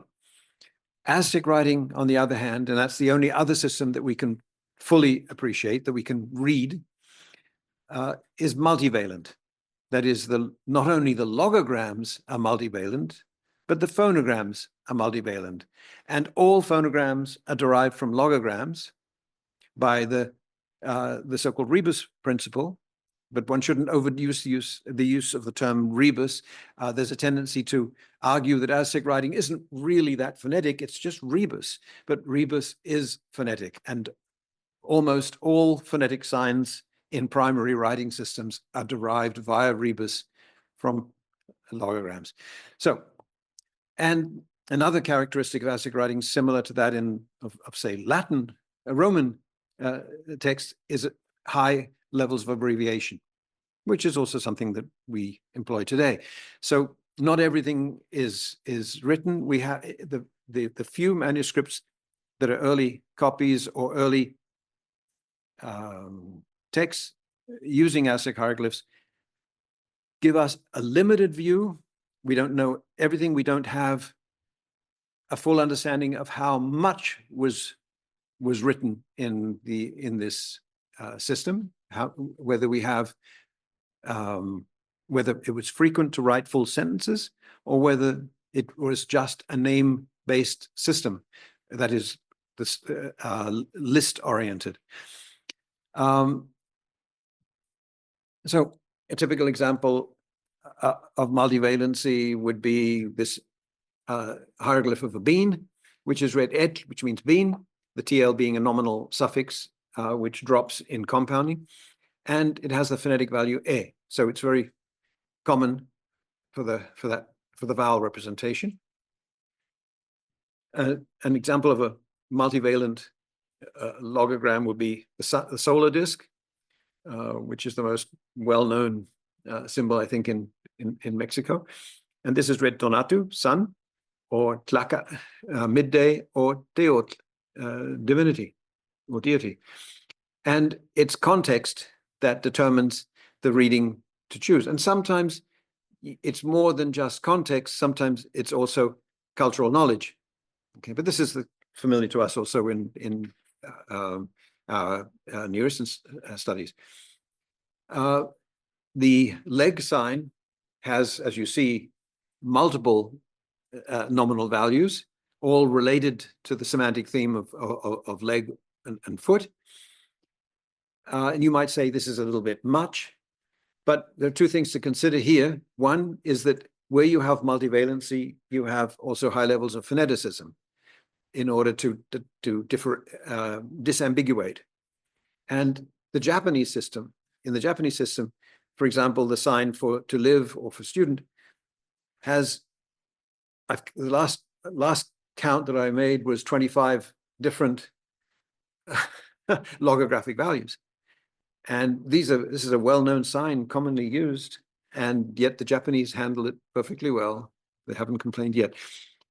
The same leg sign has also a multitude of verbal values. This is an exceptional case. I'm showing you the most extreme example, but also not an unusual example in that multivalency is typical. It's the norm, not the exception in Aztec writing, the opposite of Maya, the Maya system.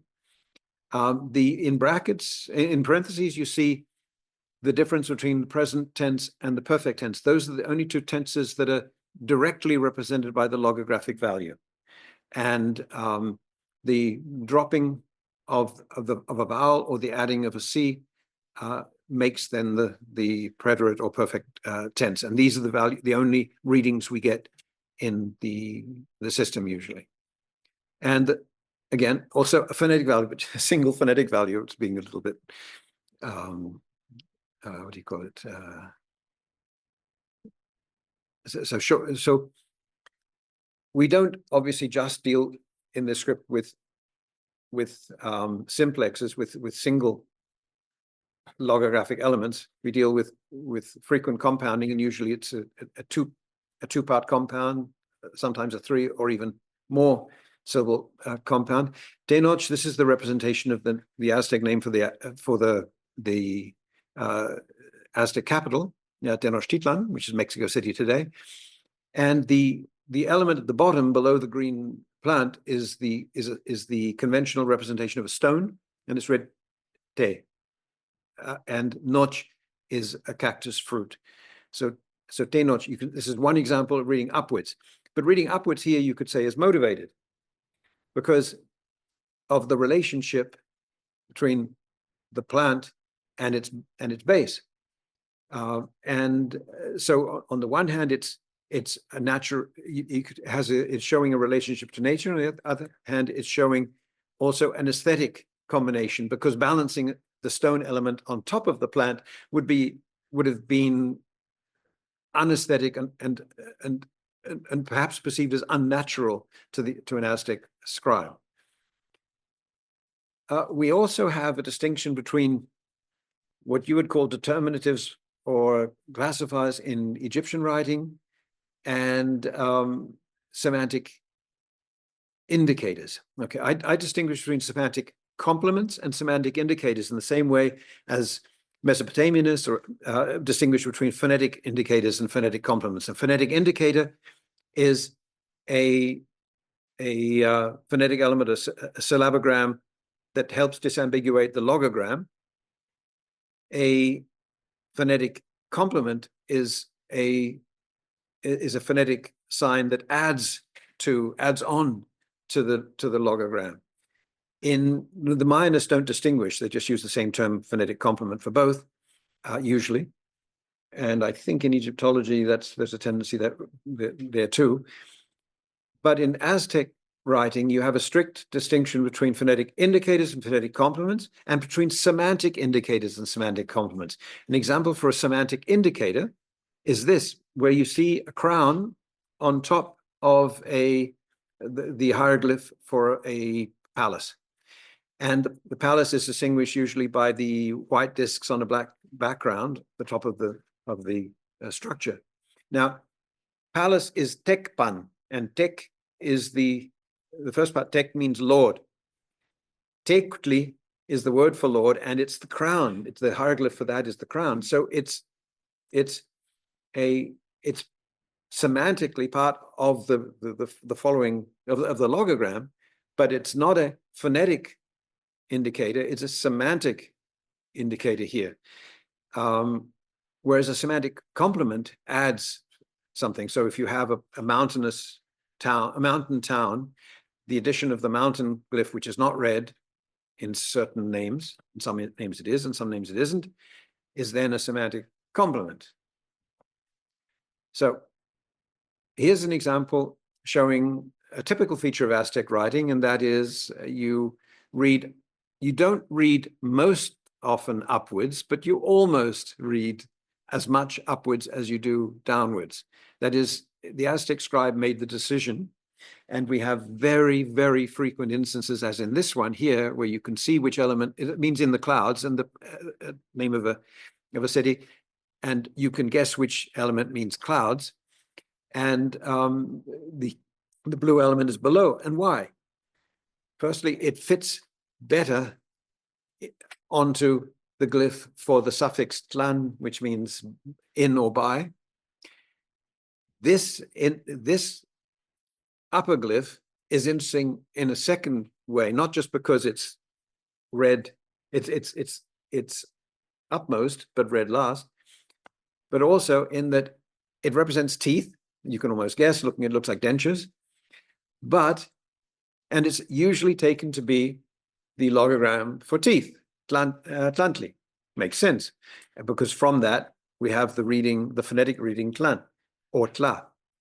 However, I have argued that this is what we call a pseudo logogram, because it's a logogram that was only invented for the purpose of creating a phonogram, because there is no Aztec text or no conceivable Aztec text in which teeth are discussed. We have no instance. This is one of the two most common glyphs in the entire corpus of Aztec writing, and yet it never once occurs with its logographic value teeth. It simply is a case where one needed a sign for the very common syllable tla, and therefore one chose an easy way to represent it by taking a homonym. Okay, so the next instance brings us to another feature that's unusual. First of all, the reading upwards is very unusual. I can't think of any writing system that frequently does it. We just had a paper today in which, who was it that mentioned reading upwards? That was, yes, Gael, thank you very much. I want to talk with you about that later, because this is extremely unusual. And but that means there are probably other instances around the world, but it's simply not typical. But in the Aztec writing, it is typical. And in this particular case, we have an additional feature, and that is that color is represented by itself.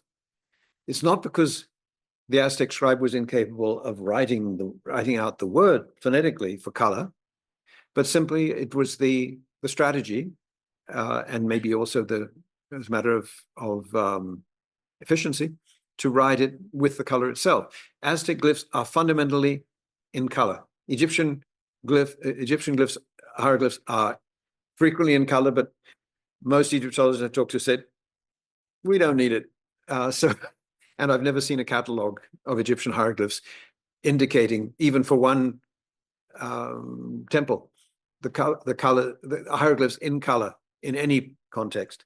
I'm looking forward to such a thing coming into existence, though, because I think it's something that should be considered. But in Aztec hieroglyphic writing, you would have to do it, simply because Aztec writing is fundamentally in color. Color is semantic. It's necessary.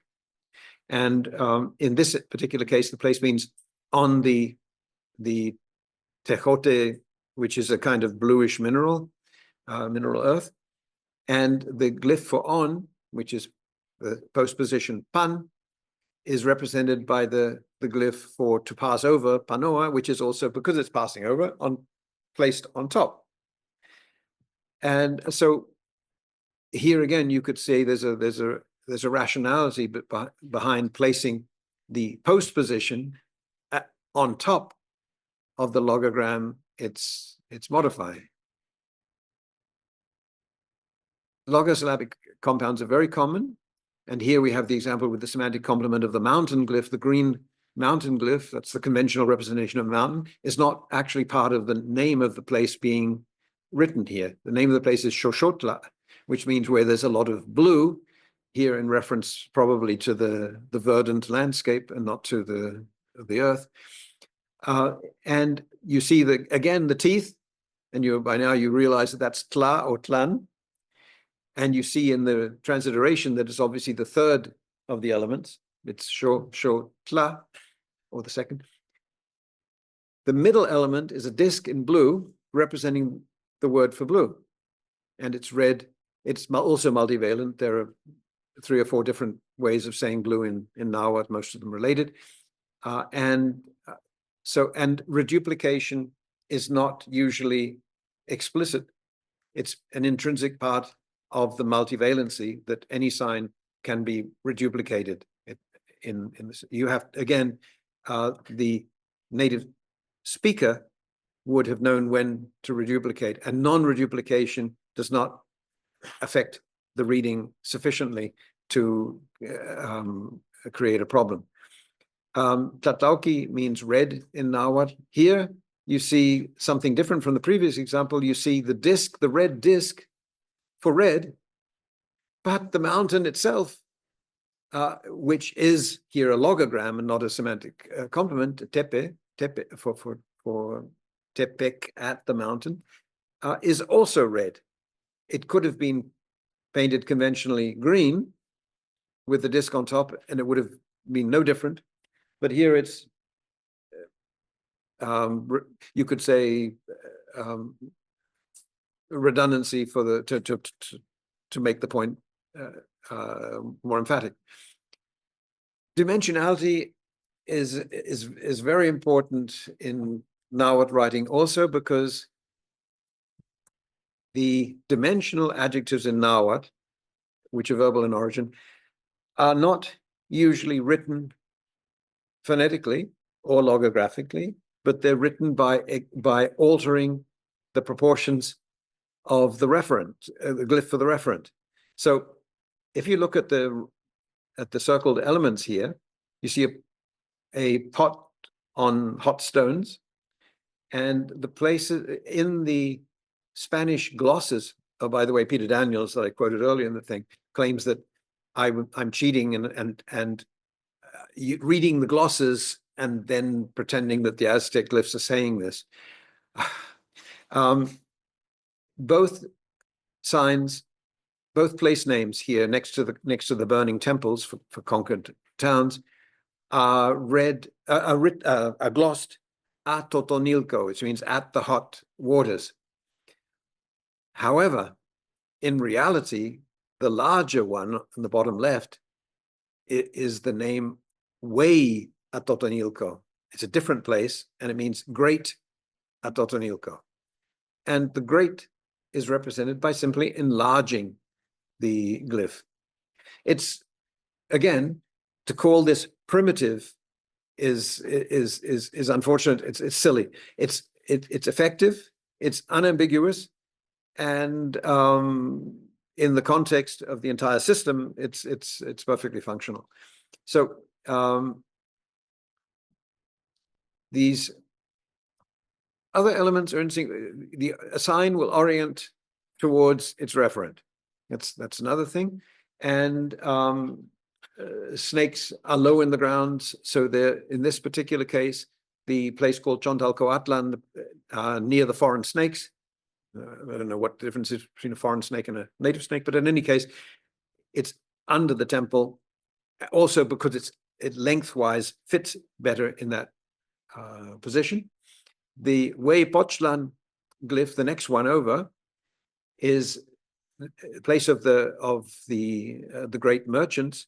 This particular guild of merchants has a headdress with a long feather coming up.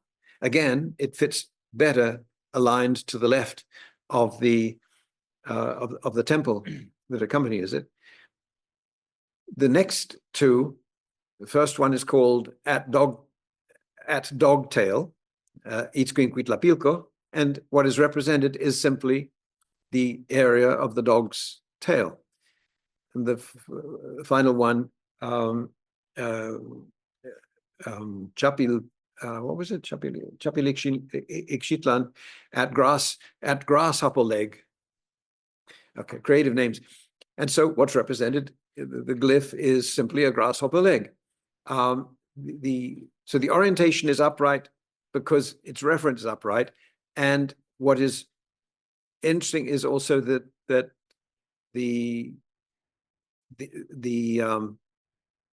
there's a kind of semantic, how would we call it, efficiency in combining elements by simply representing the end result. Nestling is a feature that is common in Aztec glyphs. But Aztec glyphs will either touch each other, or where they can't, they will be linked by a little line, like a hyphen. Nestling involves wrapping one sign or one glyphic element around another. So what we have here is the name of a nobleman, Tlacochin. Now, this is an archaic form of the name for javelin. Tlacochtli would be javelin in normal 16th century Nahuatl, the language of the Aztecs. But his name is Tlacochin with a more archaic nominal suffix. To represent that, rather ingenious technique was employed, and that is, first you have the logogram of the javelin above, a harpoon-like javelin, right on top of the group, and then snuggled together you have what looks like a worm lying on top of the teeth. This was I discovered this a few years ago. It represents a word that had never been attested in the Valley of Mexico, but was thought to be a dialect word from way outside. And in the hieroglyph, the word for earthworm is icochin in Nahuatl, outside of the Valley of Mexico. But hieroglyphically here in the Valley of Mexico, we see that it must have had the disyllabic value cochin, because it occurs as a phonetic indicator for the name Tlacochin. So we have the teeth for tla, as we already know. You have the pot, ko, from comit, which means pot. So tlaco, and above it the cochin, representing on both sides of the name each syllable of the name, with a bit of redundancy, of course, in the ko is twice represented. But this is highly effective, unambiguous, and quite creative. But the nestling aspect is important to the aesthetics of the combination. Tepoloatzin means, well, Atzin is the honorable so-and-so, and Tepoloa means he ruins people. You might wonder how someone gets a name like that, but I can think of a few possibilities. In any case, what you see here on the right, behind his name, attached to his head, which is the usual way of showing that the name is the name of the person and not of the place he's from.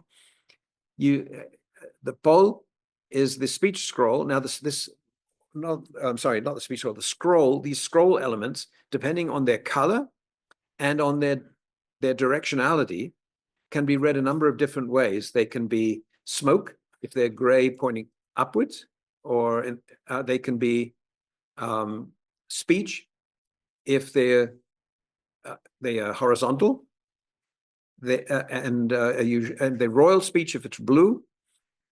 If it's yellow and pointing upwards, it's excrement.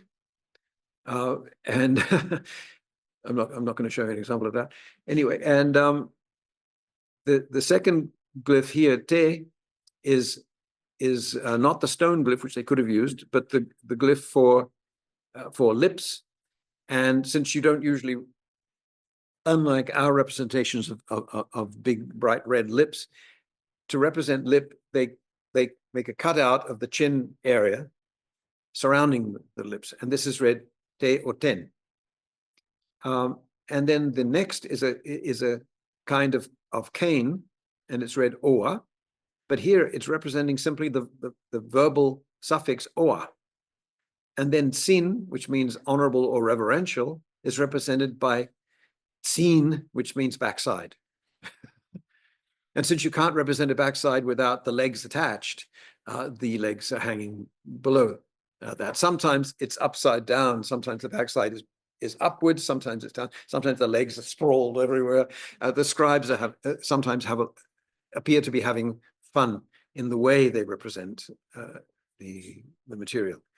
Galton means literally little house or little household, and is represented by Gal, house, which we saw as the base of the element for temple as well. And below it, the Tsin sign has been Hispanicized here, where this time he's wearing underpants.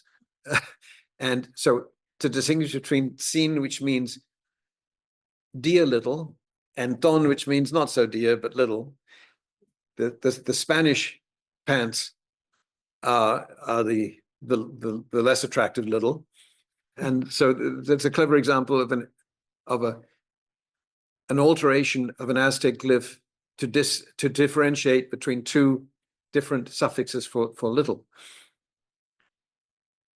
Superimposition is important in this manuscript that I've mentioned, which is our key source is called the Codex Mendoza. And what we have here is an eagle head superimposed over the profile of the glyph for house. So we know that the glyph is Kal for house, and its second reading is Chan, which means home.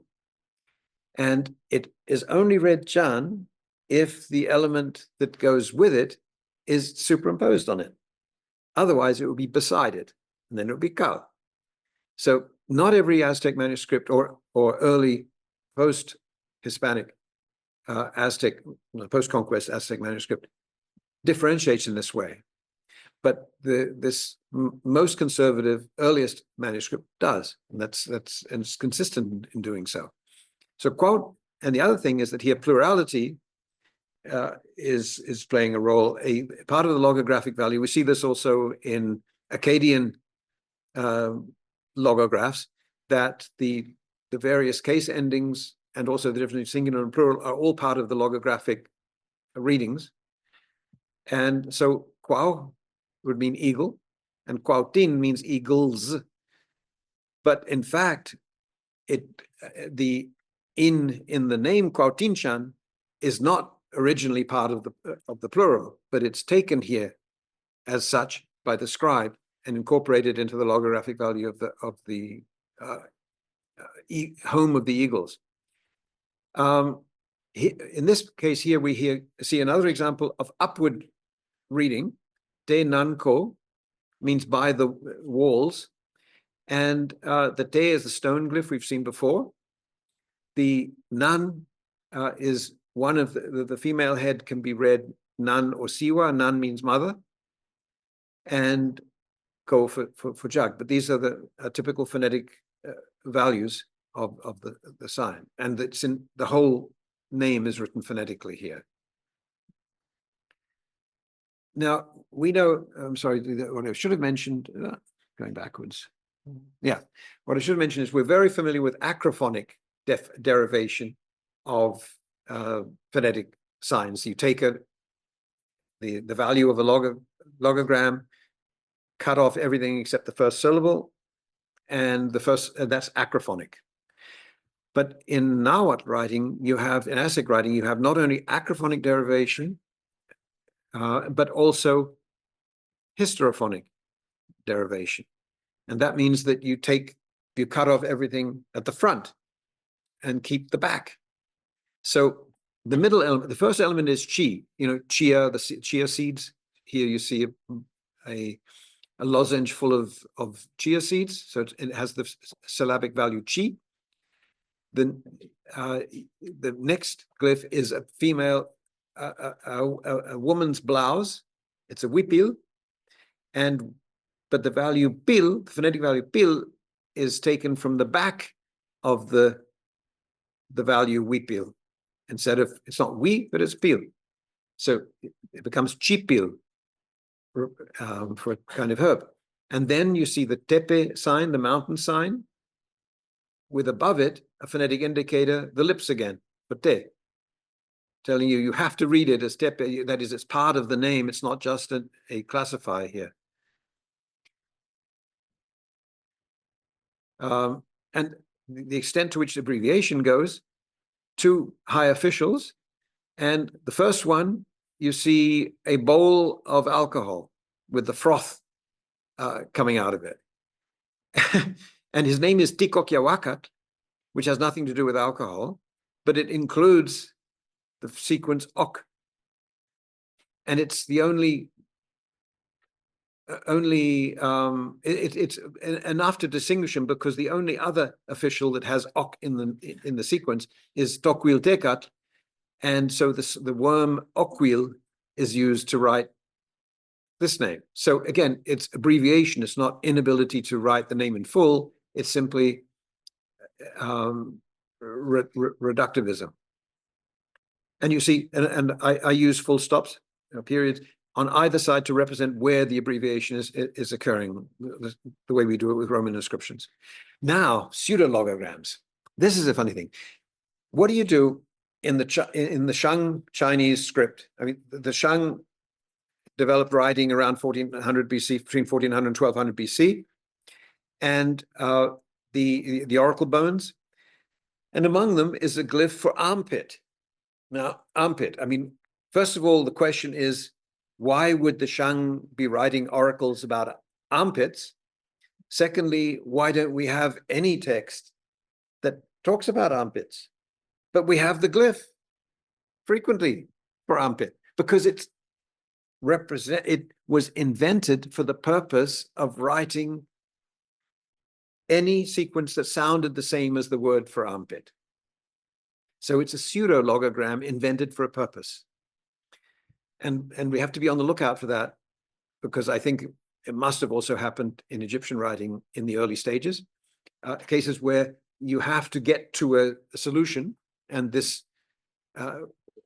is taken. In the Aztec instance, you see an arm with water pouring over it, which is a curious thing. Here, so the A is phonetic, a phonetic indicator for the reading akol, but akol in place names, which is the only context in which we find it, means the curve in the water, the edge of the water, the bank, the shore, and A and kol, water, curve, representing akol, entirely different values. So the shoulder, you can't represent a shoulder directly. And in fact, here the shoulder isn't even indirectly represented, it's the arm. But they distinguish between arm and shoulder. This is always only shoulder with the bone sticking out. And arm is also an arm glyph, but it doesn't have the bone sticking out. It doesn't have the phonetic indicator attached. So it's a case of a case of solving a problem or finding a simpler solution to something you're frequently going to be writing than writing it with individual phonetic signs. In the Shang case on the left, we see the scribe is pointing at the armpits. Okay, the entire body is represented, but it is only used to represent the word also.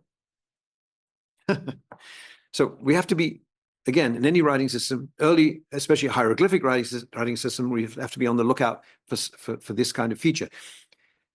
This place means by the gold, Teocuitlatlan. You don't see any teeth here for the tlan. You see Teocuitlatl, which is gold, but the tla or tlatlan at the end of the sequence is being represented by the verb to burn, which is tlatla. And since you smelt gold, it's also semantically fits harmoniously. So it's, again, the scribal class is creative, and we know that in any elite scribal class, and ancient scribal classes are elites, that they are creative. They have, I'm not so sure how much time they had to spare, but we find this in any hieroglyphic system. In this case, we have a solar disk that was used as a gladiatorial stone, where a privileged captive was tied to the center of the stone, and he was then had to fight several soldiers, one after the other, the aim being that he eventually gets defeated and sacrificed, but honorably so. And these particular two stones that I've here combined have the same feature, the solar disk placed flat on the ground, and around the edges are the Aztec Empire, the world of the Aztec Empire, the places that have been conquered. And so the soldier standing in the center of that represents the axis between sun and underworld, and it represents the battles of these individual towns with the Aztec state. And it's interesting that, what's also interesting is that the proportion of phoneticism to logography varies between stone monuments and paper or parchment manuscripts. Oops. I haven't been keeping an eye on the time, but I'm almost finished. This is a case where orientation is significant. The rival of the cousin of the Aztec emperor, who was independent, lord over an independent mini-state, was toppled for insulting the sister of the Aztec emperor, a very bad idea. And he, according to one account, he committed suicide by jumping from the top of the pyramid, but another manuscript says he was pushed by his cousin. In any case, the important thing here is you see he's careening down the stairs, and so is his name glyph. It has the same orientation as he does. His glyph is falling with him. And furthermore, it insults him because his name is Mokiwish, which is a foreign non-Aztec name. And it's being rendered in abbreviation Ok-Iwi, and Ok being the sign for alcohol. And he's got a reddened face, and his hair is foam. And Iwi means to be drunk. So he's being insulted. It's enough that he's being killed, but he has to also be insulted in the process.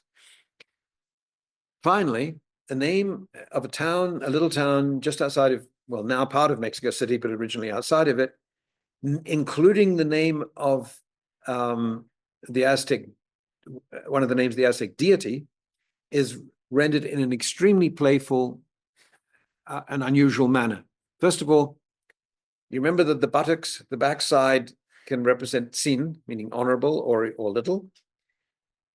Here, it's part of the body of what looks like a seated individual. You see the upper body attached. The head has a down feather of an eagle, which is the way you represent not only the term Mexica, meaning Aztec, but also the name Meshi, which is one of the two names of the Aztec deity. And so that the head is read Meshi or Mexica. These are the two readings of the head. In the middle, he's holding his hand against his chest, his reddened chest, which is S, which is blood. So you've got, I haven't included that here in the description. Below, out of his backside, I'm sorry for the indiscretion, is an agave plant, and he is defecating, which is she, the maguey plant, or agave plant, which is me. So that's Meshi, which is the name of the Aztec deity, and part of the name of Aztec and of Mexican.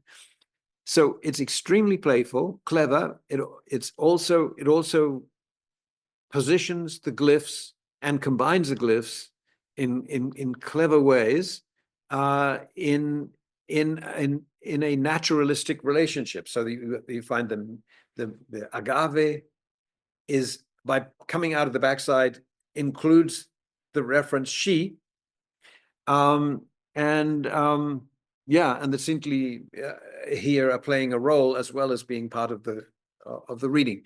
So it's an extremely playful system with considerable phoneticism, and it goes far beyond simply monosyllabic phoneticism. It has not only disyllabic phoneticism, frequently, very frequently, but some occasions of trisyllabic phoneticism, which, by the way, occurs only in one other writing system, and that's Japanese writing in the 7th and 8th centuries, and no other time.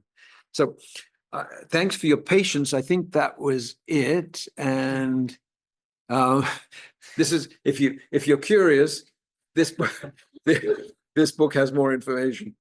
But I'm sorry, the sacrificial knives are out. Thank you.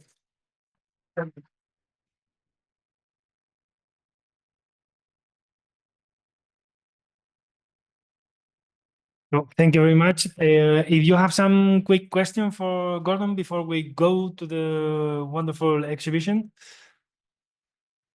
Yeah, this is the name wasn't also intended to be visual stuff. Which one? The palace? No, the guy who destroys people. Oh, yeah. Yeah, because it's basically the mouth, legs, and then something in between. So I was wondering if it was also intended to be a visual pun on literally destroying people. I don't know. I think about it. There are a few instances like that where we don't know if it's coincidence or deliberate. But on the basis of the examples of these prominent examples we have, it is highly likely the scribe is playing.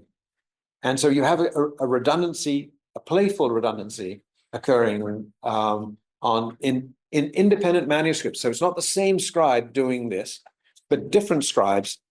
And it's what we do know is that, what I know at least, is that they didn't write letters, or if they wrote letters to each other in the pre-Hispanic period, they did it in the third person, because the most common syllables for the syllables for I and you are two syllables that are completely unattested in the system, except in the late 16th century in individual manuscripts where individual scribes are coming up with signs for that. So it means that they, and in fact, there is one codex where quotes are included in hieroglyphs, where a king is speaking and a trader is speaking and so on. And they're talking, even when they're talking about themselves, they're talking in the third person. So that's probably why they never felt the need to represent these. But there are some gaps, and some miners, friends of mine that have written on Aztec writing, trying to show that Aztec writing is like Maya writing, don't like the fact that there are these gaps. So they assume that these are simply missing glyphs that will turn up someday. But it's not like Maya inscriptions that you're going to stumble across in the jungle that will fill in the missing gaps.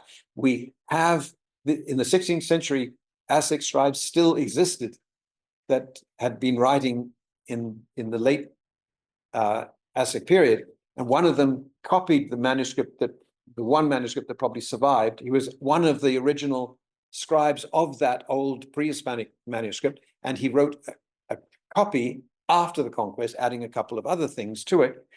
And he doesn't add these glyphs either. So clearly we have enough information to see the way the system works.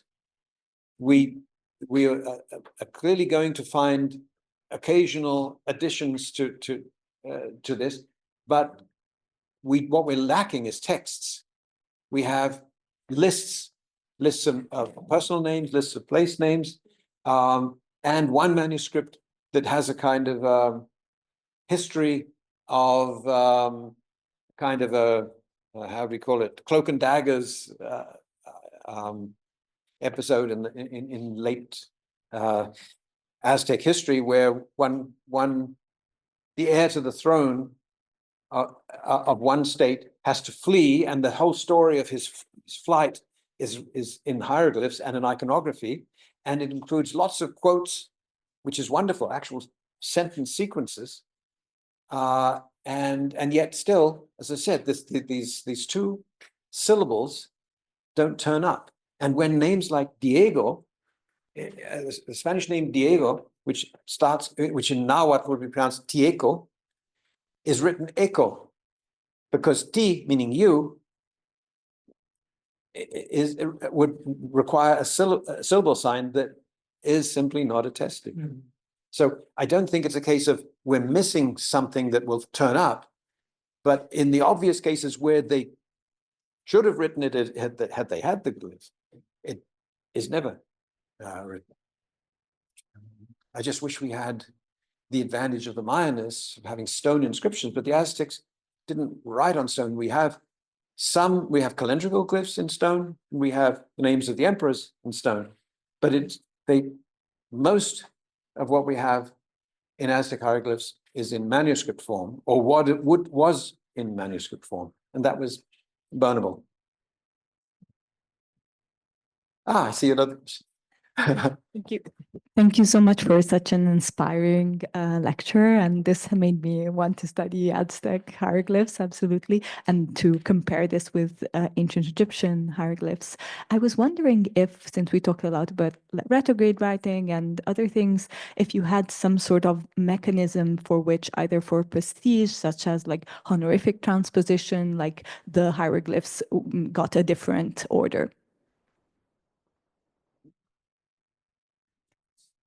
Yeah, no, absolutely. Like, do you have in Aztec hieroglyphs something like honorific transposition in Egyptian hieroglyphs, which like puts kind of the word for king or god at the front instead of it being in its normal word order? No. Thank you. One of the funniest things is there was the second last Aztec emperor, the brother of the one that encountered Cortes. It's called Cuitlahuac, and his name means he's pardon my French, means he is full of shit. Cuitla is excrement, and Cuitlahuac means to own or to be master of or lord over excrement. Now, no one knows how he got this name or why he got this name, but even as an emperor, his hieroglyph shows a pile of excrement. I mean, it's wild stuff. But so there's no attempt to clean that up somehow by writing it phonetically, taking it apart. They could have written qui, tla, wa.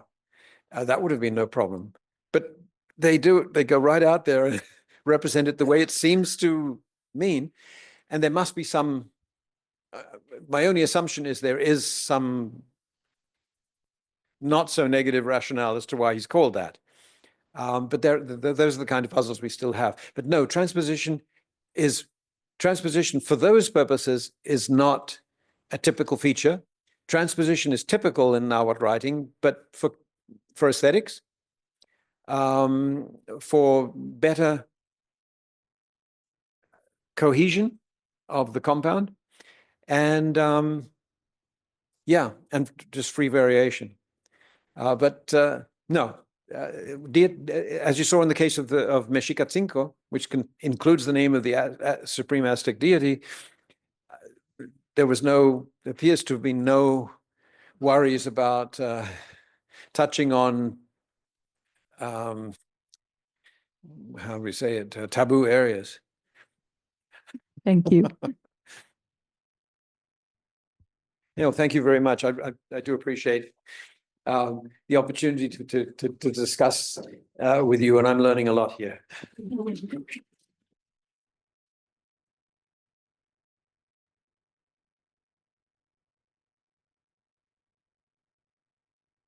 So thank you very much. Gigi, do you want to explain about the exhibition or something? We'll go there directly or. So for those who want to see the exhibition, so we will go all together like a troupeau, like a group in the Colegio Carcholos. This exhibition is an idea that I had a long time ago in mind. I'm woodcraft specialist, and in love of the trees since years, thanks to my father that teach me nature, plants, and trees. And now I'm able to join my personal training to my professional training. So the idea behind this exhibition was to show how the trees in Egypt that were used in the antiquity are still present, and how Egypt is green, and what is all that is beyond the tree. What are people living around the trees, how people care about the trees, how craftsmen use the trees from antiquity until now.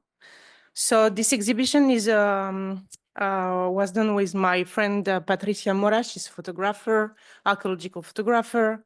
We went to Egypt in September for 2 weeks, 1 week in Luxor and 1 week between Cairo and the Fayoum, to make picture of trees, scenes of woodcraft in the tombs in Tiben area, meeting craftsmen, speaking with them about their skill, their history of their practices, if they were working woods since long time, their father, grandfather, all these traditions, and to have also in mind to preserve this heritage, natural heritage and skill heritage.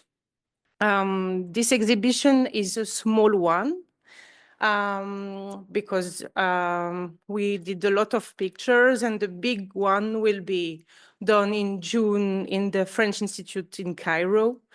We did 2 days of conference, about craftsmen, wood craftsmen of antiquity until now. So one day for antiquity until Islamic period, and one day to the contemporary craftsmen. Jeffrey Killen will be one of our partner of this event.